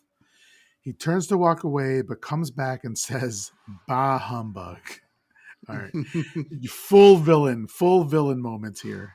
Mm-hmm. Yeah. He walks out, and one of the homeless asks him for $2 to heat his place. But Frank jokes and says that he gave it all to Elizabeth Taylor. He does the impression of Richard Burton, and then he walks away. Like, I am familiar with Richard Burton and Elizabeth Taylor, but this is all very dated. Like Mm-hmm. this little Mm-hmm. comedy here, so it's not really hidden for me. Is it hidden for you? No, same. Like when he did the impression, like there's something in me that knows you did a good impression. I just don't know like of what. Yeah, and it's funny because I think that they did that scene, that impression, because that was one of his most famous skits on Saturday Night Live. Is when he did Oh, an really? Bill impression of Murray? yeah, Bill Murray's did an impression of Richard Burton, and that was one of his most famous skits. So that's why they put it in here. Hey, I have a But that question. yeah. Is Mayor Quimby based off of that actor or that thing? Because all I hear is Mayor Quimby. I don't know. I wonder because Quimby's got like a FDR. FD. No, doesn't he? Damn, it's been so long since I. But I thought it was a JFK, John F. Kennedy accent. Oh, okay. No, no. I I said FDR, but I did mean I JF. was thinking JFK. Yeah, yeah, yeah, Yes. yeah, yeah. Back at the soundstage, they're having the last dress rehearsal before the live event. They play out a scene of Scrooge being surrounded by some boys asking for money, and he shoos them away angrily. And then Scrooge says the last line. He says, "Why must I be molested by these sea urchins?" And Bryce stops everybody and says, "No, no, no, no, no, no. It's street urchins, not sea urchins." And Scrooge, or Buddy Hackett at that time, says, "That's what I said." And then the crowd agrees with him. So Bryce apologizes and calls lunch for everybody. But he actually did say sea urchins, not street. Mm-hmm, mm-hmm. So then, Masterclass in gaslighting. but so Frank is back on the set and sees Bryce making all the calls that he should be making. He tells Bryce that it's time that they had a chat. Mm-hmm. So actually, what happens is Frank says, "I'm the one who calls for lunch," and then so Bryce gets on the bullhorn and says, "Guys, everybody, come back! Frank wants to tell you to go to lunch." And then he gives him the thing, and that's when Frank says, "We need to talk." Mm-hmm. And but Bryce says that he has to go meet with Rhinelander as he's massaging Frank's shoulders, and then off he goes. It's Might as fucking well have just slapped him on the back of the neck. Come on, yeah. son. Don't worry about it. I do have to say, like, me personally, I love Frank in this scene in particular because he has kind of that like serial killer whisper talk where he's like, we need to talk. I think we need to have a real conversation about who calls the shots here. And I love that shit. Like, not when he was like using his power, like, oh, send them a towel, send them a towel. VHS. This is a time when it's like he pulled out that elephant trunk sized dick and said, "Hey, I need you to realize who you're talking to." And so, like, I just always love when that happens.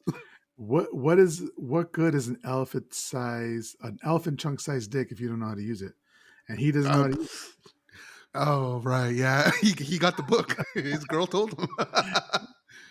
But still, he would just put it on the table. Didn't have to really use it. He just like plopped it down. Like, it. hey, Okay. you see this? You see it? So Frank has been left on the soundstage by himself and all the lights go off. And I think, oh yeah, my favorite part. Suddenly, it looks like a disco ball is shining lights everywhere, and we see the ghost of Christmas present. It's Carol motherfucking Kane. As the dance of the sugar plums plays in the background, she waves Frank over to her, and she's standing in front of a sign that says the Ballbreaker Suite, which I didn't catch that like until the second or third watch. Mhm. And then she's doing some ballerina moves. She flies over to Frank and kicks him in the balls. I love this scene so fucking much. It's so good. She just beats the shit out of him the entire scene. it I I just there's so much of this scene that I don't understand. Like, why did you come with that aggression? Like, maybe this is what Lou was trying to warn him. Like, hey, you can be saved because I know this one bitch who's gonna kick you in the fucking balls for acting up. So, but also like from what we've seen of Frank, everything he gets, he's earned. So the slap, the punch, the kick, it's like somebody had to. Otherwise, how's he gonna learn? There's a line here and later in this scene that caught me so off guard. I was literally dying. And I remember it. After that, I remembered it growing up, and I just used to laugh at it every time. And we'll get to it. But Frank, in pain, asks her why she did that.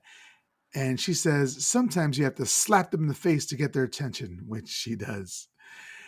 As he's yelling at her, she grabs his bottom lip and tells him to be quiet. Then she tells him to close his eyes and slaps her palm against his forehead.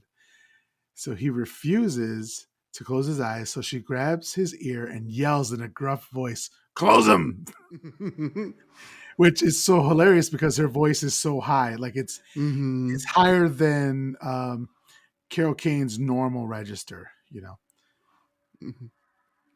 Now I have a question. Is Mm. it just me? But I don't know why. But growing up, I could not tell the difference between Carol Kane and Cyndi Lauper. Okay. I They have the same kind of accent, they have the same kind of look. They if you told me they were sisters, I'd believe you. But like growing up, I could not tell the difference. I see that. I see the connection there. So she grabs his ears and tells him in a gruff voice, close them. And then she smiles at him and says, think about snowflakes and moonbeams and whispers and kittens. And she tries the Three Stooges eye poke, but he blocks her. Mm-hmm. With his eyes closed, she blows glitter on his face, which is formed into an X. And Frank is smiling with his eyes closed, thinking good thoughts. Then Christmas Present rears back and punches his lights out. Loved it. I loved it so much. Mm-hmm. When he stands up, they're somewhere else now. He's rubbing his jaw, saying how much it hurt, and she rubs it harder, saying he's okay. I do this. My wife and I do this to each other too. Like, obviously not with punches or whatever, but like if we accidentally hit somebody, like whatever, like she'll rub and she'll be like, it's okay, you're okay. And I'm like, get out of here. So this had me cracking up. Like you stubbed your toe and like everybody else you scream mind freak because that's all you can let out at that time because of the pain, and she like touches your toe, it's like you're fine. Did you just have a recovered memory too? What was the mind freak thing? Oh, I just think it's funny like when you stub your toe, instead of like yelling, you just like scream out mind freak like Chris Angel. Okay. It's It's just like was it just a toe or when you randomly do hurt yourself? Just the toes, yeah, because Okay. that's yeah. I don't really hurt myself. I don't know. All right. So then, and then she slaps him again on the spot. And Frank has had enough. And he says, if you touch me again, I'm going to rip your goddamn wings off. Okay. And she says, oh, you know, I like the rough stuff, don't you? Loved it. So fucking good. The comedy in it, like right now, I'm enjoying the comedy a lot. Mm-hmm. Absolute same. So inside, we hear Grace arriving home from the doctor's appointment. Frank and Christmas Present are standing outside, peering in through the window. They see Calvin playing with a puzzle, and he solves it quickly. And Frank asks what's wrong with him, and she says he hasn't spoken since he saw his father murdered by the cops 5 years ago. I don't know if I like this or not. Like, it was a bit on the not on the nose, but like it's a bit stereotypical. Right. And like I know black don't crack, but how old is this boy? He looks like he's 6. Yeah, Like was he talking at 1 and all of a sudden yeah, either way, he looks so young. I didn't quite understand like right. Because you couldn't remember. You don't form memories until 2 or 3 years old. So yeah, I see. shit. I'm almost 32. I barely form memories. So what Anthony, you just said that. fuck. Hey, I'm Anthony Jerome, and thank you so much for listening on. What movie are we talking about today? We're talking about Multiple Maniacs. It's May 20. Love it, love it. Oh my gosh. Okay, great. John Waters. No. Yo, that John Waters thing that I went to was so much fun. If you ever get a chance, yeah, you should definitely go. Okay, so like we need to talk because I do want to hear about Yeah. it. So then he admits that he didn't know her husband had died, but then he remembers her wearing black for a year, but thought it was a fashion choice. So the family is having fun. Yes, go ahead. No, I was gonna say this movie came out in '88, right? Yeah, 89. '89. So like in '88, '87, this movie was probably shot in '88. Mhm. '87, they were wearing all black. So like, I Yeah, understand that he's being an asshole in this moment, but I was like, honestly though, they were. yeah. So then the family is having fun tickling one of the brothers, and Christmas Present shows him how that they are so happy together despite not having any money. Because Frank is too much of a cheapo to give her a raise, he says he'll have to check his records, but she may be due for a raise. And Christmas Present flicks his ear until he admits that she's definitely due for a raise. Claire then, Hmm. no, is it Claire? No, I'm sorry. Grace then blows raspberries on her son's belly, which causes Christmas Present to do it to Frank. And he's laughing hysterically, but she won't stop. Just love it. I love everything about this. Yeah. That part did make me feel weird. I'm like, "Ugh, you're liking this too much, but whatever, whatever. Yeah. He's Uh, practically been alone for the last 15 years, so like, I get it. I bet you do love it, Frank. no, I'm sure he was paying for call girls. You're right. Yeah. Yes. Okay. Call girls. I love that term. So she stops giving him raspberries and she punches him in the jaw and says, "Next stop, downtown." And Frank is falling down the flight of stairs. And that transfers over to the stairs at his brother's house. And he's falling downstairs. But Christmas Present floats down very softly. Love it. So good. With bubbles too. It's Yeah. So James is having a Christmas party with friends. Frank is hesitant to enter, but Christmas Present grabs him by the tie and yanks him in.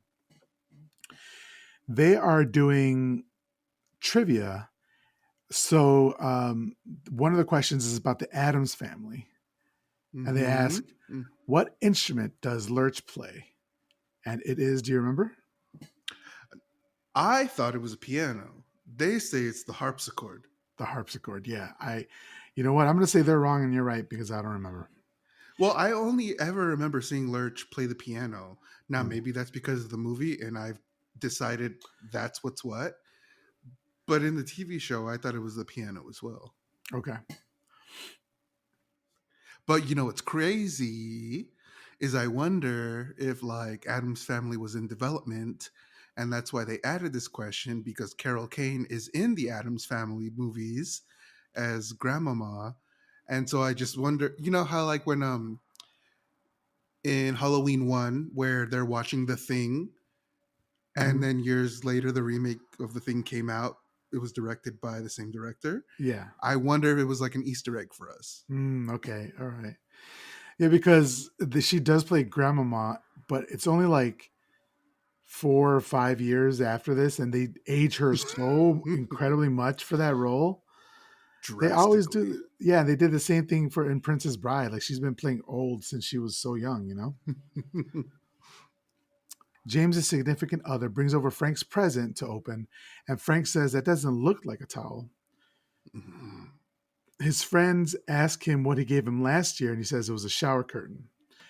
His friends ask him what James got for Frank this year, and before he can hear his Christmas present, before he can hear the ghost of Christmas present, yanks him by the tie and plugs his ears and sings so he can't hear what it is that James says what James is going to be giving him. And James says that he made him a handmade picture frame. Christmas present starts singing, "I know something you don't know. I know something you don't know." And this is so. She's like a bully. She's bullying him. Yeah. She's like an eternal spirit. She doesn't have to treat humans with respect. Yeah, exactly. So then James finishes opening the present, and it's a VCR, top of the line. Grace sent him one instead of the towel, and Frank is fucking furious. James toasts his brother, saying he wishes he was there. They say that he invites him every year, but he never comes. And James says he will continue to do so because he's his brother and he loves him. And Frank kind of weepily says, "Keep the VCR. It's only money," barely able to say that sentence. He then says it's tax deductible. They then ask what the ship in Gilligan's Island was named, and Frank says he wants to stay to answer, but Christmas Present says that it's time to leave. He pushes her. I love this exchange here. I'm sorry, I just love it. Yeah. No, He's you're like right. Yeah. he's fucking fed up with it, and he's not going to take it anymore.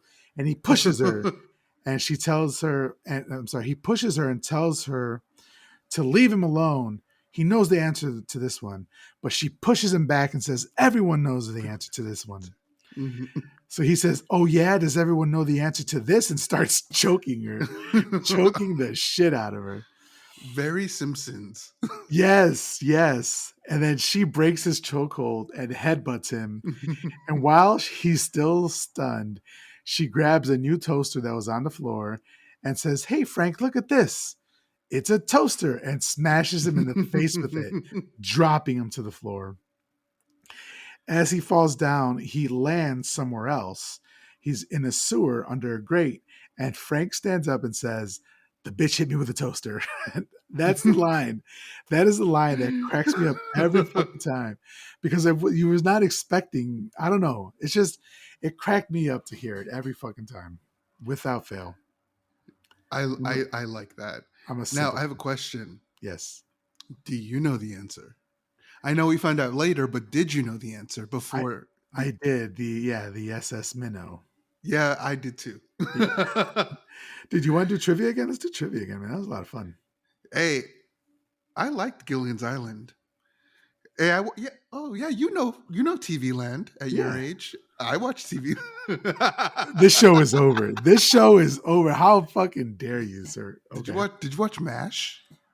No, I did not watch MASH, but Jamie Farr is in it for MASH. Actually, I did watch a little bit of MASH, but it would come on at night after the Bulls games. Listen. All right. You were you weren't there. You don't know what it was like. You don't I sent I you the wasn't picture. there. No. I sent you that TikTok of the dude with the beeper in his Hat. hat. Yeah. There were different times, man. Listen, you were walking around with a cell phone around your neck, Anthony, or was it a chain out of your pocket? Which one? Which one was Times it? times were different Yeah, then. exactly. I was up on the shits. Yeah, What can I say? No, no, yeah. This show got me thinking about how like I would be watching Gilligan's Island, no fucking problem. Oh, how are they gonna get off the island today? How's yeah, Gilligan gonna fuck it up? And then like when MASH came on, I know I said this, but like when MASH came on, it's time to go to bed. yeah. Did you ever watch? I used to watch Hogan's Heroes. Never. Ah, man, that it was Hogan's like Heroes and the A Team, too the straight. A Team. No, no, no, no, no. A Team. Hogan's Hero was a comedy. A Team, I understand, but Hogan's Heroes was a comedy with Colonel Klink and all that. Yes, I'm old, but it would be. Anthony, you're having too much fun with this right now. You know what? I'm moving on. I don't have to take this shit. We're moving on. So I say this is the funniest line in the movie for me. Listen, I hope you all enjoyed Anthony Jerome's last appearance here on My Or Confessional No, because you already said when I come in, I can fix myself a sandwich. that's true. My feet are on the table. Yes, Like yeah, choose one. that's true. You know, the best friends you have are the ones that talk shit to you the most, right? But please not to me because I'm so sensitive. Okay, all right. I love you so much and Yeah. like you'd hurt my feelings. He looks up to see people passing by and he's asking for help. And he sees women passing by and he says, "Thanks for the shot." So, okay, he's a bit pervy. He even sees a cop pass by, but no one hears him.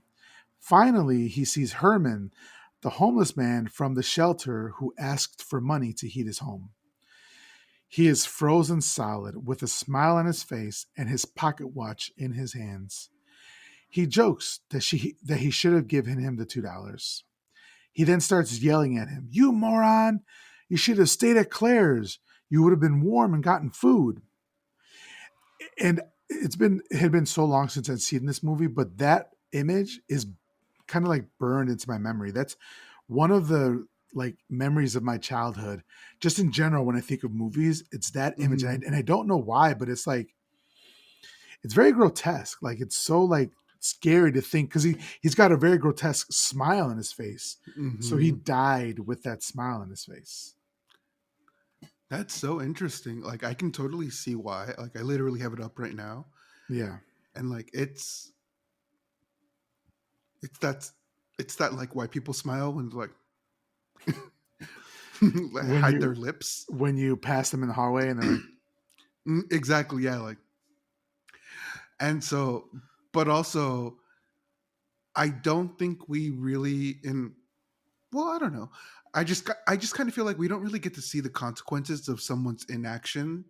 So like in this kind of way, like maybe if you did give him that $2, he wouldn't be in that position. And so like we get to see the direct effect of him being an asshole and like how it has some dire ass consequences in some instances. That's how I took it. yeah, yeah, definitely. Mhm. But he wants to leave now. Frank looks around and sees a door, and he runs and shoulders down the door, which immediately leads him to the soundstage where sorry, leads him to the Scrooge soundstage where he crashes into the set, knocking some of it down, as well as a barrel which goes rolling down and tumbling over the woman censor, who's all bandaged and with an arm in a sling, like this poor woman. As it runs as it runs her over, she screams, "Ah, shit!"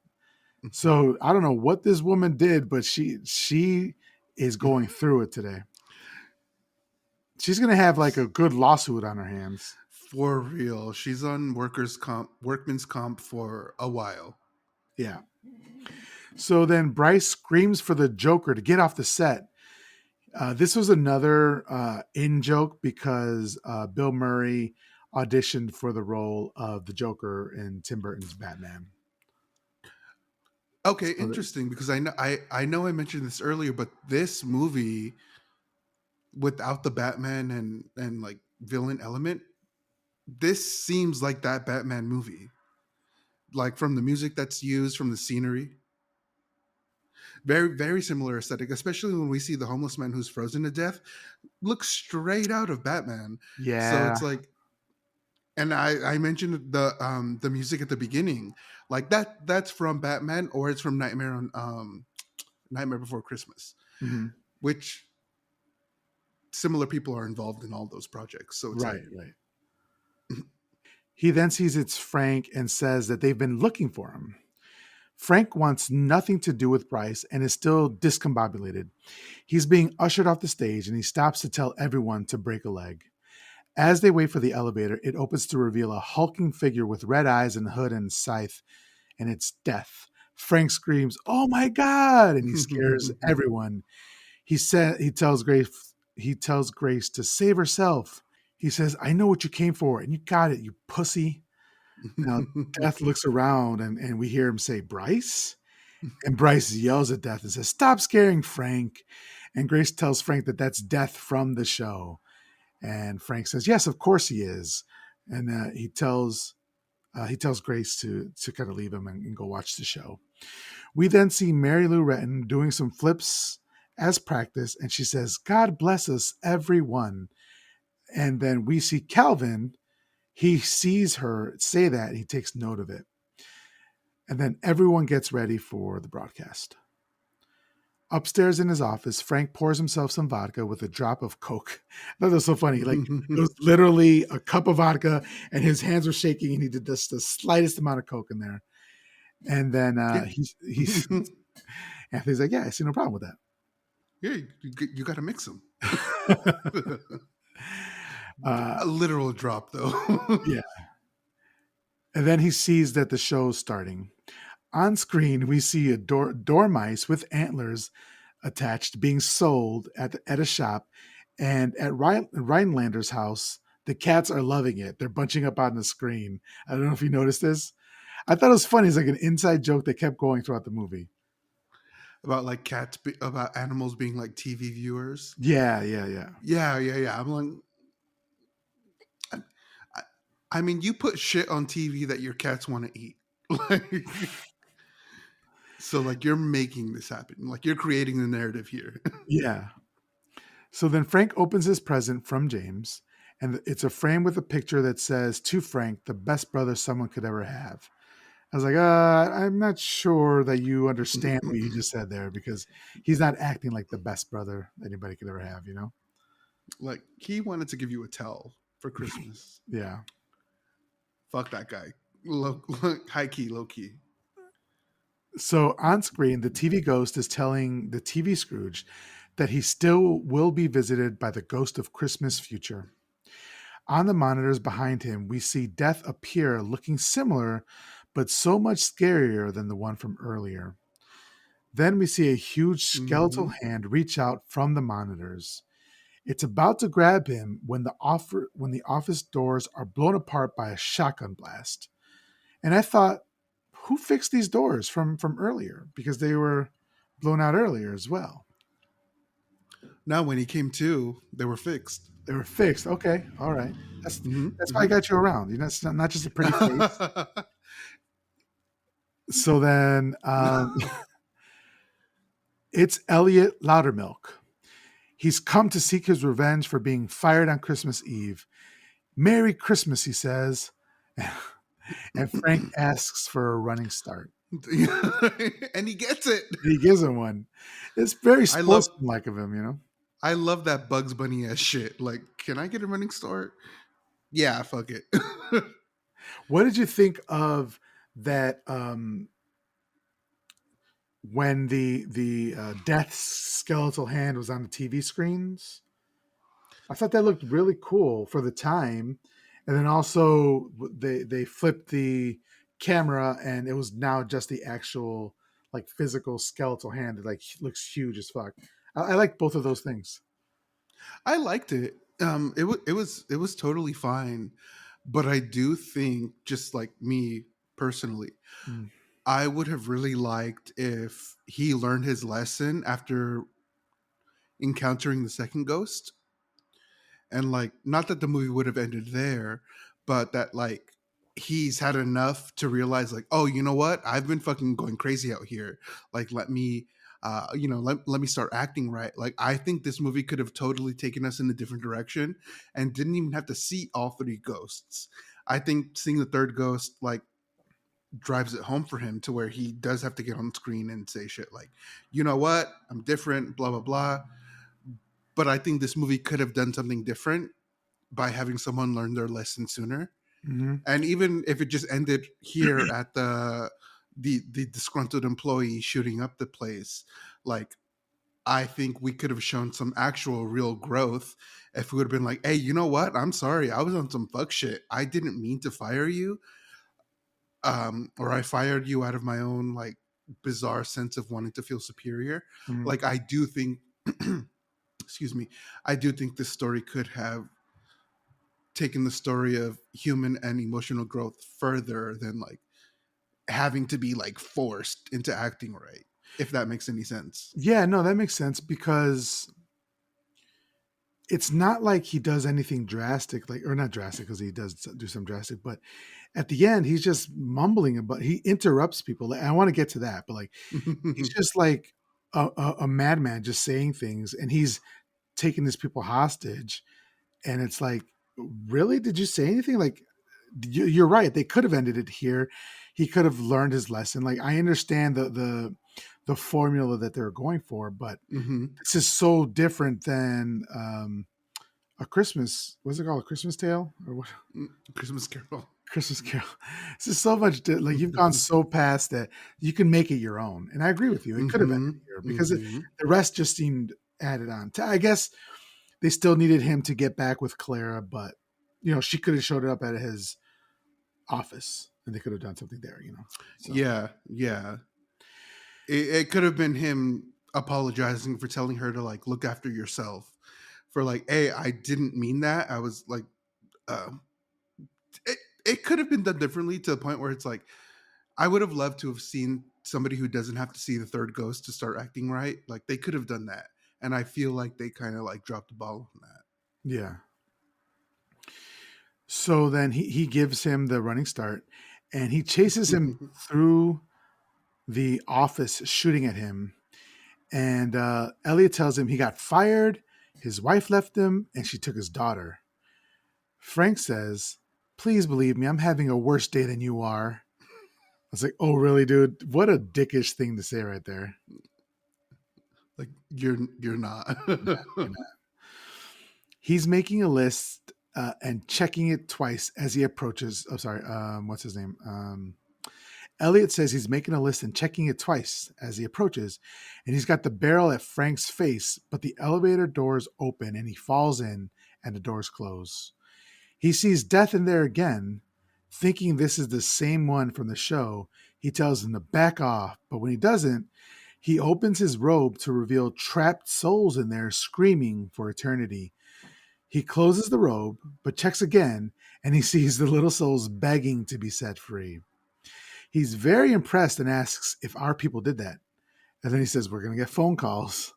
This looked so good, and I don't know. Hmm. I loved this so much. It was practical effects. It looked great. It looked a little bit silly, but still totally awesome. What did you think of this here? But still scary enough. Like Yeah. you're not going to see that day like on a regular Monday or a Tuesday. Like this was still pretty scary, and like his reaction was really perfect. Where he's like, "Well, let me just go ahead and close your cloak up, and I'm gonna pretend that I didn't see that." I'm like, Yeah. cool, cool, cool. So Death has a TV screen for a head, and it shows Frank on its screen. The elevator opens onto a very Dr. Caligari scene. It's very like angles and like it looks really like stylized. Hmm. It's Hmm. a mental institute with an older Calvin, and Grace has come to visit him because he's been institutionalized. Frank asks Death if this is just one possible outcome. He says this is not a problem and he's all over it. He's like kind of frantic now. Next scene, we see Claire. She's at a brunch with friends, but she's dressed like to the nines. She looks like she's got on one of those hats with like mesh covering half of her face. I don't know what those are called. But she looks like a lady who lunches, Right. right? She has a pillbox hat with a veil, Yes, for thank you. sure. Yes. And she's yelling at children who are begging for money. and her friends tell her that they're just kids. And she says, "Don't tell me that. I wasted 20 years of my life trying to save them until a friend saved me. He told me to scrape them off." And then she turns around and she says, "Thanks a lot, Lumpy." And Lumpy turns to Death and says, "That was a lousy thing to do." Yeah, well, you're fucked. Yeah. Like that is that's the end game here. If you and Claire got together or she took your advice, that's how she would be. Is that would, Mm-hmm. Mm-hmm. and everything that you loved about her is now gone. Right, because I highly doubt they'd have a lasting relationship if she was just like so philanthropic and so like, you know what? Well, like we have to help these people and these people and these people. And meanwhile, the entire time Frank would be like, "Why are you wasting my fucking money like this?" The entire time. The entire time. That's how he'd be. Yeah. Yeah. Yeah. I don't know. I want to talk about whether or not their relationship is going to survive at the end of this. So we'll see. Okay. At the bottom floor, Death steps out with Frank, and Frank sees Wendy, who's James' partner, standing in front of a casket and a kind of a crematorium. He laments how this could have happened and starts to say, he says, "Oh, James, how could this have happened? When he gets back, he's going to change." But just then, James walks into frame with a priest. And then Frank asks, "Who's in there then?" But suddenly the realization comes to him.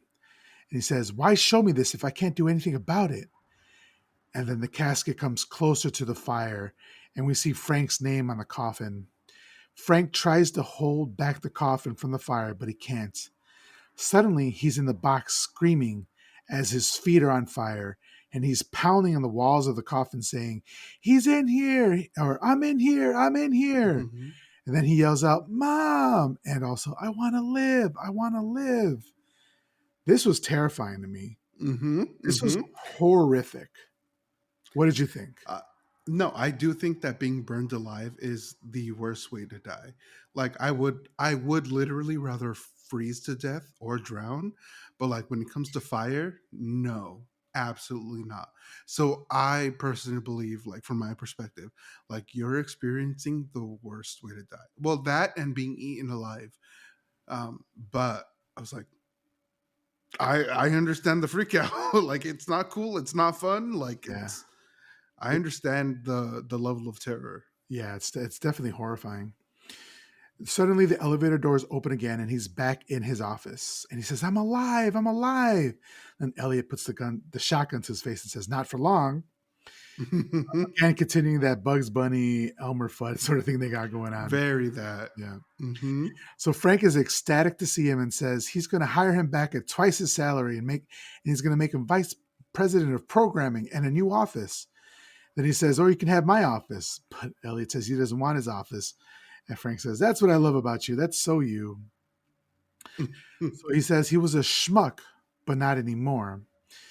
He notices the time and sees it's 11:45, and he says he didn't miss it.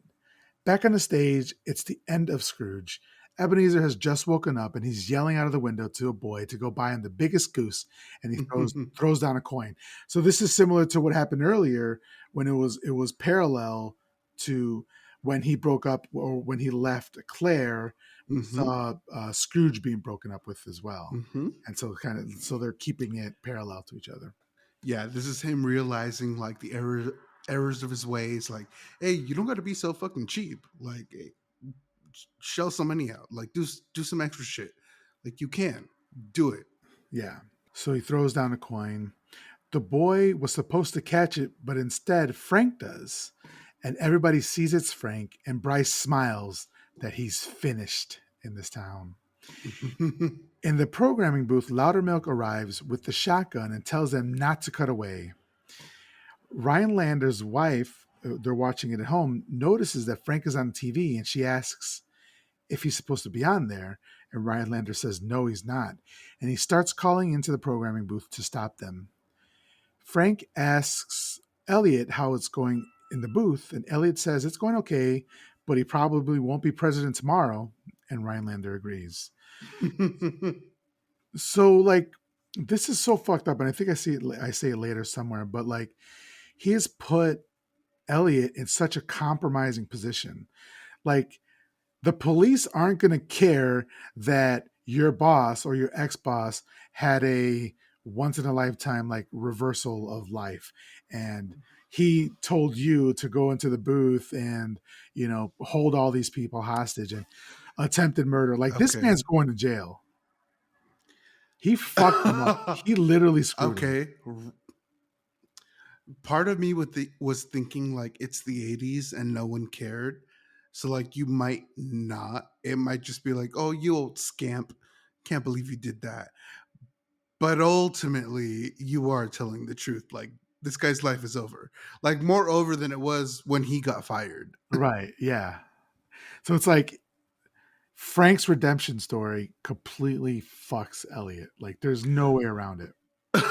Yeah. I'm gonna have to agree with you on that. So like unless what comes out of this is that Frank pays to get Elliot the best lawyer in the world and like shells out all the money to do that, and then maybe only get some community service or something like that. That I could see that, But at this point he's still going to be spending some time in jail. Yeah. Yeah. Like he's a felon for sure. I mean, he's never going to get to see his daughter again. That's for damn sure. I mean, yeah. So, I mean, okay, yeah. His life is done. His life is over Yeah. for sure. So Frank says to the camera, "What are you doing watching TV on Christmas Eve?" And Rhinelander says, "They're paying your salary."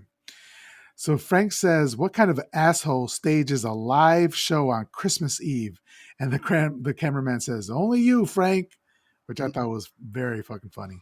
Mm-hmm. Mm-hmm. One piece of trivia that I found for this movie was that the filming began in December 1987. With Christmas approaching, director Richard Donner asked if the production could have Christmas Day off. But Paramount Pictures, being the Scrooges they are, the executives refused, insisting that filming should continue on Christmas Day. However, the director outwitted them.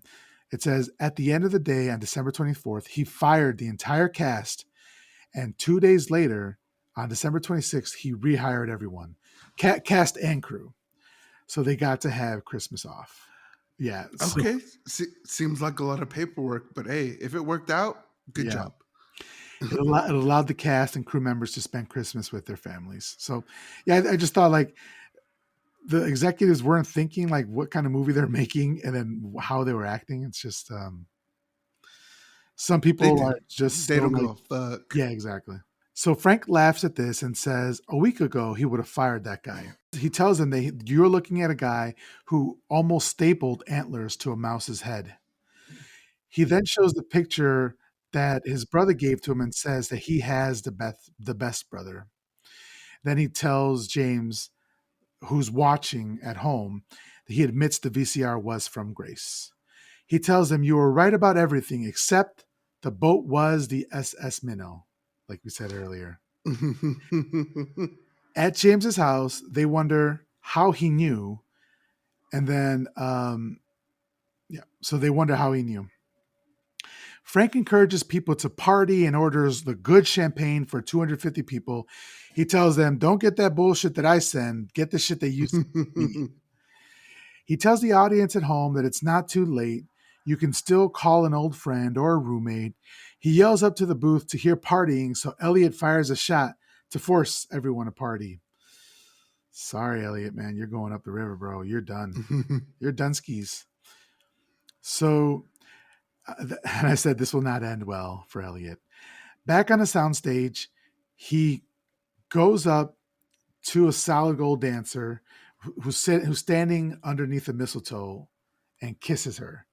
I'm like, that's her. That's your boss. You're her boss, man. What are you doing? Yeah. HR was different back then. Yeah. Then the censor notices that Bryce is tied up and goes to kiss him. So everybody's fucking now. Frank says the kiss was good, but not great. He says great was Claire. He misses her.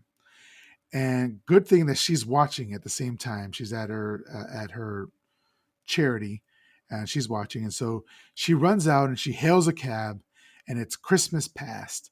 And she asks, can he get her to IBC in 3 minutes? And he says, which floor? Which is pretty good. And he says, with that toothy ass grin, like I just like, and then he also,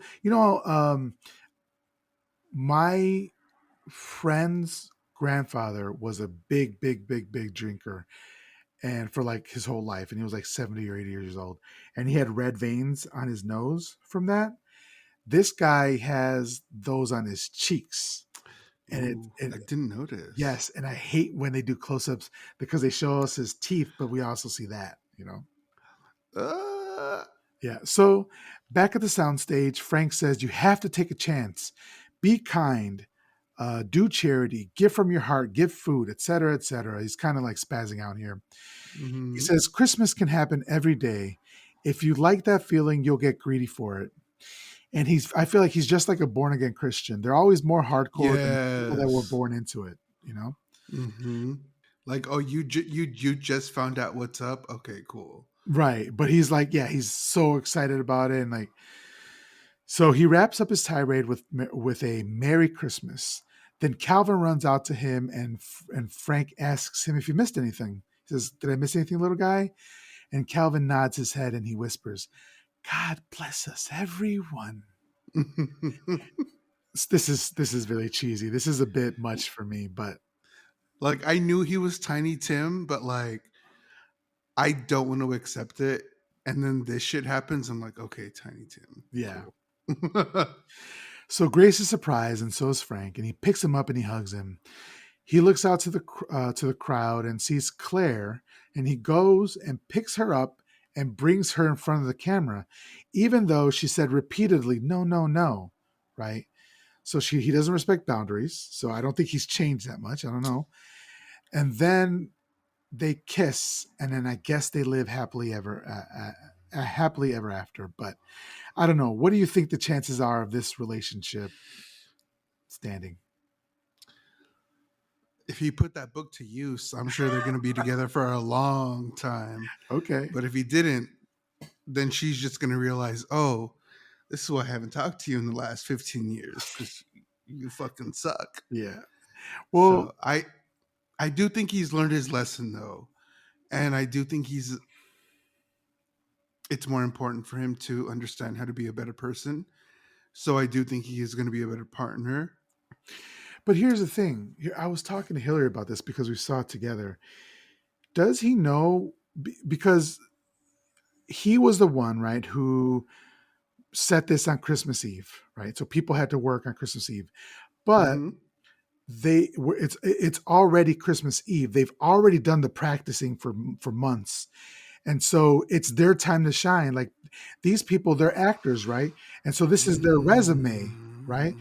So they use these things to get other jobs, and you just cuck them. You just stop them from showing everybody Wow. all the hard work they just did because you're the main character in this story and fuck everybody else, right? Because you had a change of heart. Right. Because You had a now change. you know how to treat people like they're people. And I So was I'm supposed to stop my bag. Oh, Yeah, exactly. And this feels like if a teacher in school gave everybody a term paper that you had to work throughout the semester or whatever, and then the day you hand them in, they're like, you know what, fuck this guys, and rips them up and says, just go ahead, Ooh. everybody gets a B or whatever. You're like, wait, what the fuck? I already put in all the hard work. These guys have already put in all the practice and the sweat and the tears and the blood and all that sort of shit, and now they don't get to realize that. So I don't think it was this happy ending that we're led to believe. It's happy for him, right? Right. But it's bullshit for everybody else. As it has been the entire movie. Yeah. Ugh. Like, do we know if his assistant got a raise, Yeah, exactly. or he just feels like, oh, I should give her a raise. Oh, I'll do it later. Like we have no idea if he actually gave her. I didn't want to think too deeply about this movie because I'm like, you know what? Let me take it for what it is. Yeah, But we know what it is because we know what it is in this world, and like that's our only exactly. point of reference. Yeah. So that's just a different way that I was looking at it. I was like, he's like, dude, you like you fuck these people because he's like, you know this little play that y'all were doing, like, yeah, it's cute and all, but like, I had a revelation, and I want to. I mean, this is 1989. Like, this was pre-internet, this pre-Netflix. Like, you're getting millions of people watching this, right? All this exposure that people would have gotten. Anyway, I'll move on. I just don't think, I just noticed that, and I had to talk about it. So And that's why this movie is horror, because it goes against because we talk about the horrors we know, like ghosts, and the horrors we don't, like your boss ramshack. What's the word? Hijacking your point of being highlighted. yeah, Like, guess what I learned? I learned how to be a person today. Hey, but I've been dancing for weeks trying to get this shit right. Why? yeah. Why are we talking about you? Damn. Okay. Yeah. I'm very distraught. Thank you. I was that way since I saw the movie. So Frank looks up to see all the ghosts in the rafters singing along. So everybody started to sing a song, and then he looks up in the rafters and sees the ghosts are singing along. And we also see Herman. So apparently he really died. At first, Hmm. I was like, oh, he was just a vision, but no, this motherfucker actually died. That's fucked. And he's like all happy. He's like all happy and shit. I'm Yeah, like $2 is the reason why you're here. yeah. I But I wouldn't be guess happy. his suffering is over, and now he's on to the next thing. I'd be a vengeful ass ghost. I'm like, Yeah, nah. exactly. Like literally every inconvenience in your life is going to cost you $2 because of the $2 you didn't give me. That is pretty spiteful. That's some petty shit right there. So, He had it. yeah, He had it. yeah. So they're all singing "Put a Little Love in Your Heart." So then Bill Murray breaks character and says, "Feed me, Seymour." This is from Little Shop of Horrors, and he was actually in Little Shop of Horrors 3 years earlier than that. So then Murray then starts instructing the movie-going audience to sing along. First one side, then the next side, even calling out just the real men now and just the real women. I was like, what do you mean by real men and real women? I don't know about it, and I'm not going to go into it because we're very close to being done. So then the scene fades and the credits roll.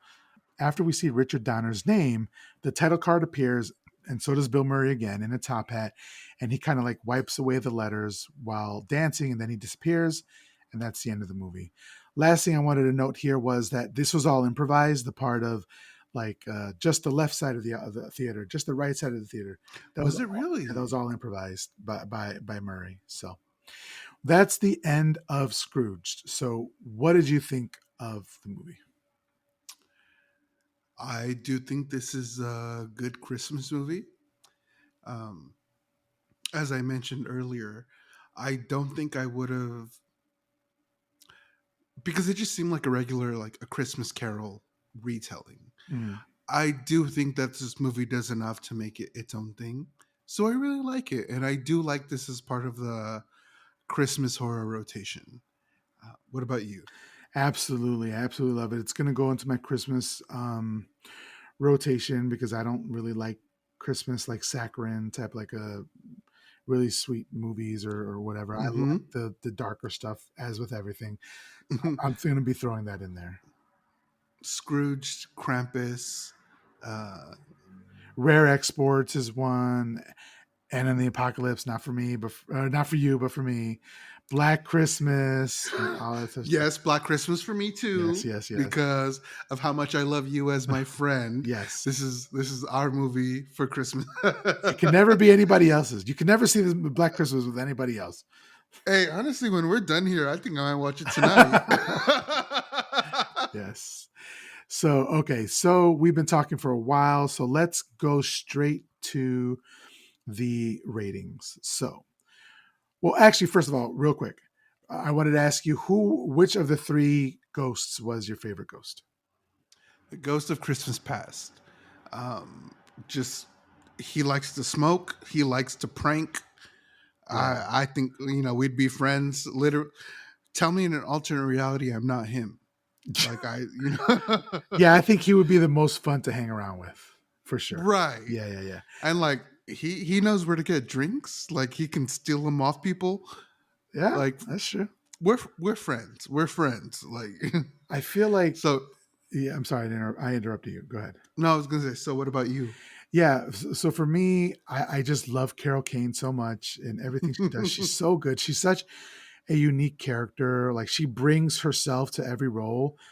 Um, yeah, I just love her. Hmm. So I think the Ghost of Christmas Present is my favorite. Like it makes me laugh every fucking time. I just love to see Bill Murray get beat up, just be bullied. I love it. I love it so much. So, all right, Valid. out of 5 upside down crosses, Anthony, what would you give Scrooged from 1989? 3.5 upside down crosses. 3.5. That's It's worth fair. the watching. It's worth the watching then some. It's holiday horror. It's Christmas horror. It's fun, and I if it's not in the rotation, I would like to know what is on the rotation because maybe you can teach me something. But this for me belongs on the Christmas rotation of horror. Yeah, same. I'm vacillating between a 3.5 and a 4. Hmm. Um, I think I'll go. I think I'm gonna go 4, just You because just gotta outdo me, don't you? Okay, cool. this has so much like nostalgia for me. I just saw it so much growing up, and it does have a lot of problems, like the way women are treated a bit in this movie by Frank, and like the racist attitudes towards Asian people and all that sort of stuff. So Hmm. it Hmm. does have some. It is problematic in parts, but I think its heart is in the right place, and the acting is good. The director, Richard Donner. I don't know if he did much. It was just kind of like solidly directed. I don't think anything extraordinary was done. Do you like? Or were there any shots that you thought were like beautiful or anything like that? Nothing like No. cinematography wise. It doesn't really call. It just feels like a competently directed movie, but nothing over Yeah, the it top was or anything like shot. that. You Yeah, know, nothing was bad. yeah. Nothing was bad, He did his job. Right? He did his job. but Um, nothing was like extra special. yeah, which is like funny because Bill Murray and the director, they kind of did not enjoy working together. Um, Murray says that they disagreed a lot on set, and so for this to come out still as good as it is, I think it's a testament to the directing and the acting and all that sort of stuff. Hmm. So yeah, I will give it 4 upside down crosses. I also like I kind of want to give it a 4 because my dad likes this movie. Okay. And so, like, yeah, I'm not going to because my personal Ah, opinion is you 3.5. tease, you My tease. Yeah, my personal opinion is 3.5. But I just really like the fact that my dad likes this movie because, like, he's someone who finds Bill Murray funny. Like when he knows Bill Murray's gonna be in a movie, hey, this shit's gonna be har har har. I'm gonna laugh. Oh shit. So Okay. yeah, I respect. I have respect for the people who came before me and Yeah. how they view this movie. But for me, I'm like 3.5. You don't Okay. have to talk about cats, Yeah. cats and Chinese food. Like Yeah. you're weird. But also like if I ate cat, if I ate cat, oh my, Whoa, hey yo. whoa, Uh, no. So yeah. I'm not gonna say anything. I'm just gonna let you stew in that No, comment. no, yeah, no. I'm literally dying right now. Okay. Yeah. Okay. All right. So, Anthony Jerome, ma'am, thank you. It's always a pleasure to have you in the confessional. I love it. Happy anniversary. Yes, thank you very much. Happy anniversary to you too. If you can please let everybody know where they can follow you, how they can listen to your podcast, all that sort of stuff. So you can follow me on Twitter. That's where I'm most active until I can be most active. Who knows what Elon's going to do, but Anthony Jerome M, AnthonyJeromm. I host a podcast called Fuck You Hexed on Spotify, Google Podcast, and Apple Podcast, Podbean. I release that whenever I feel like it, and more episodes coming soon. I'm telling you that right now. I already have 3 in the bank. So Oh shit! This is news. yeah, I Exclusive. Exclusive.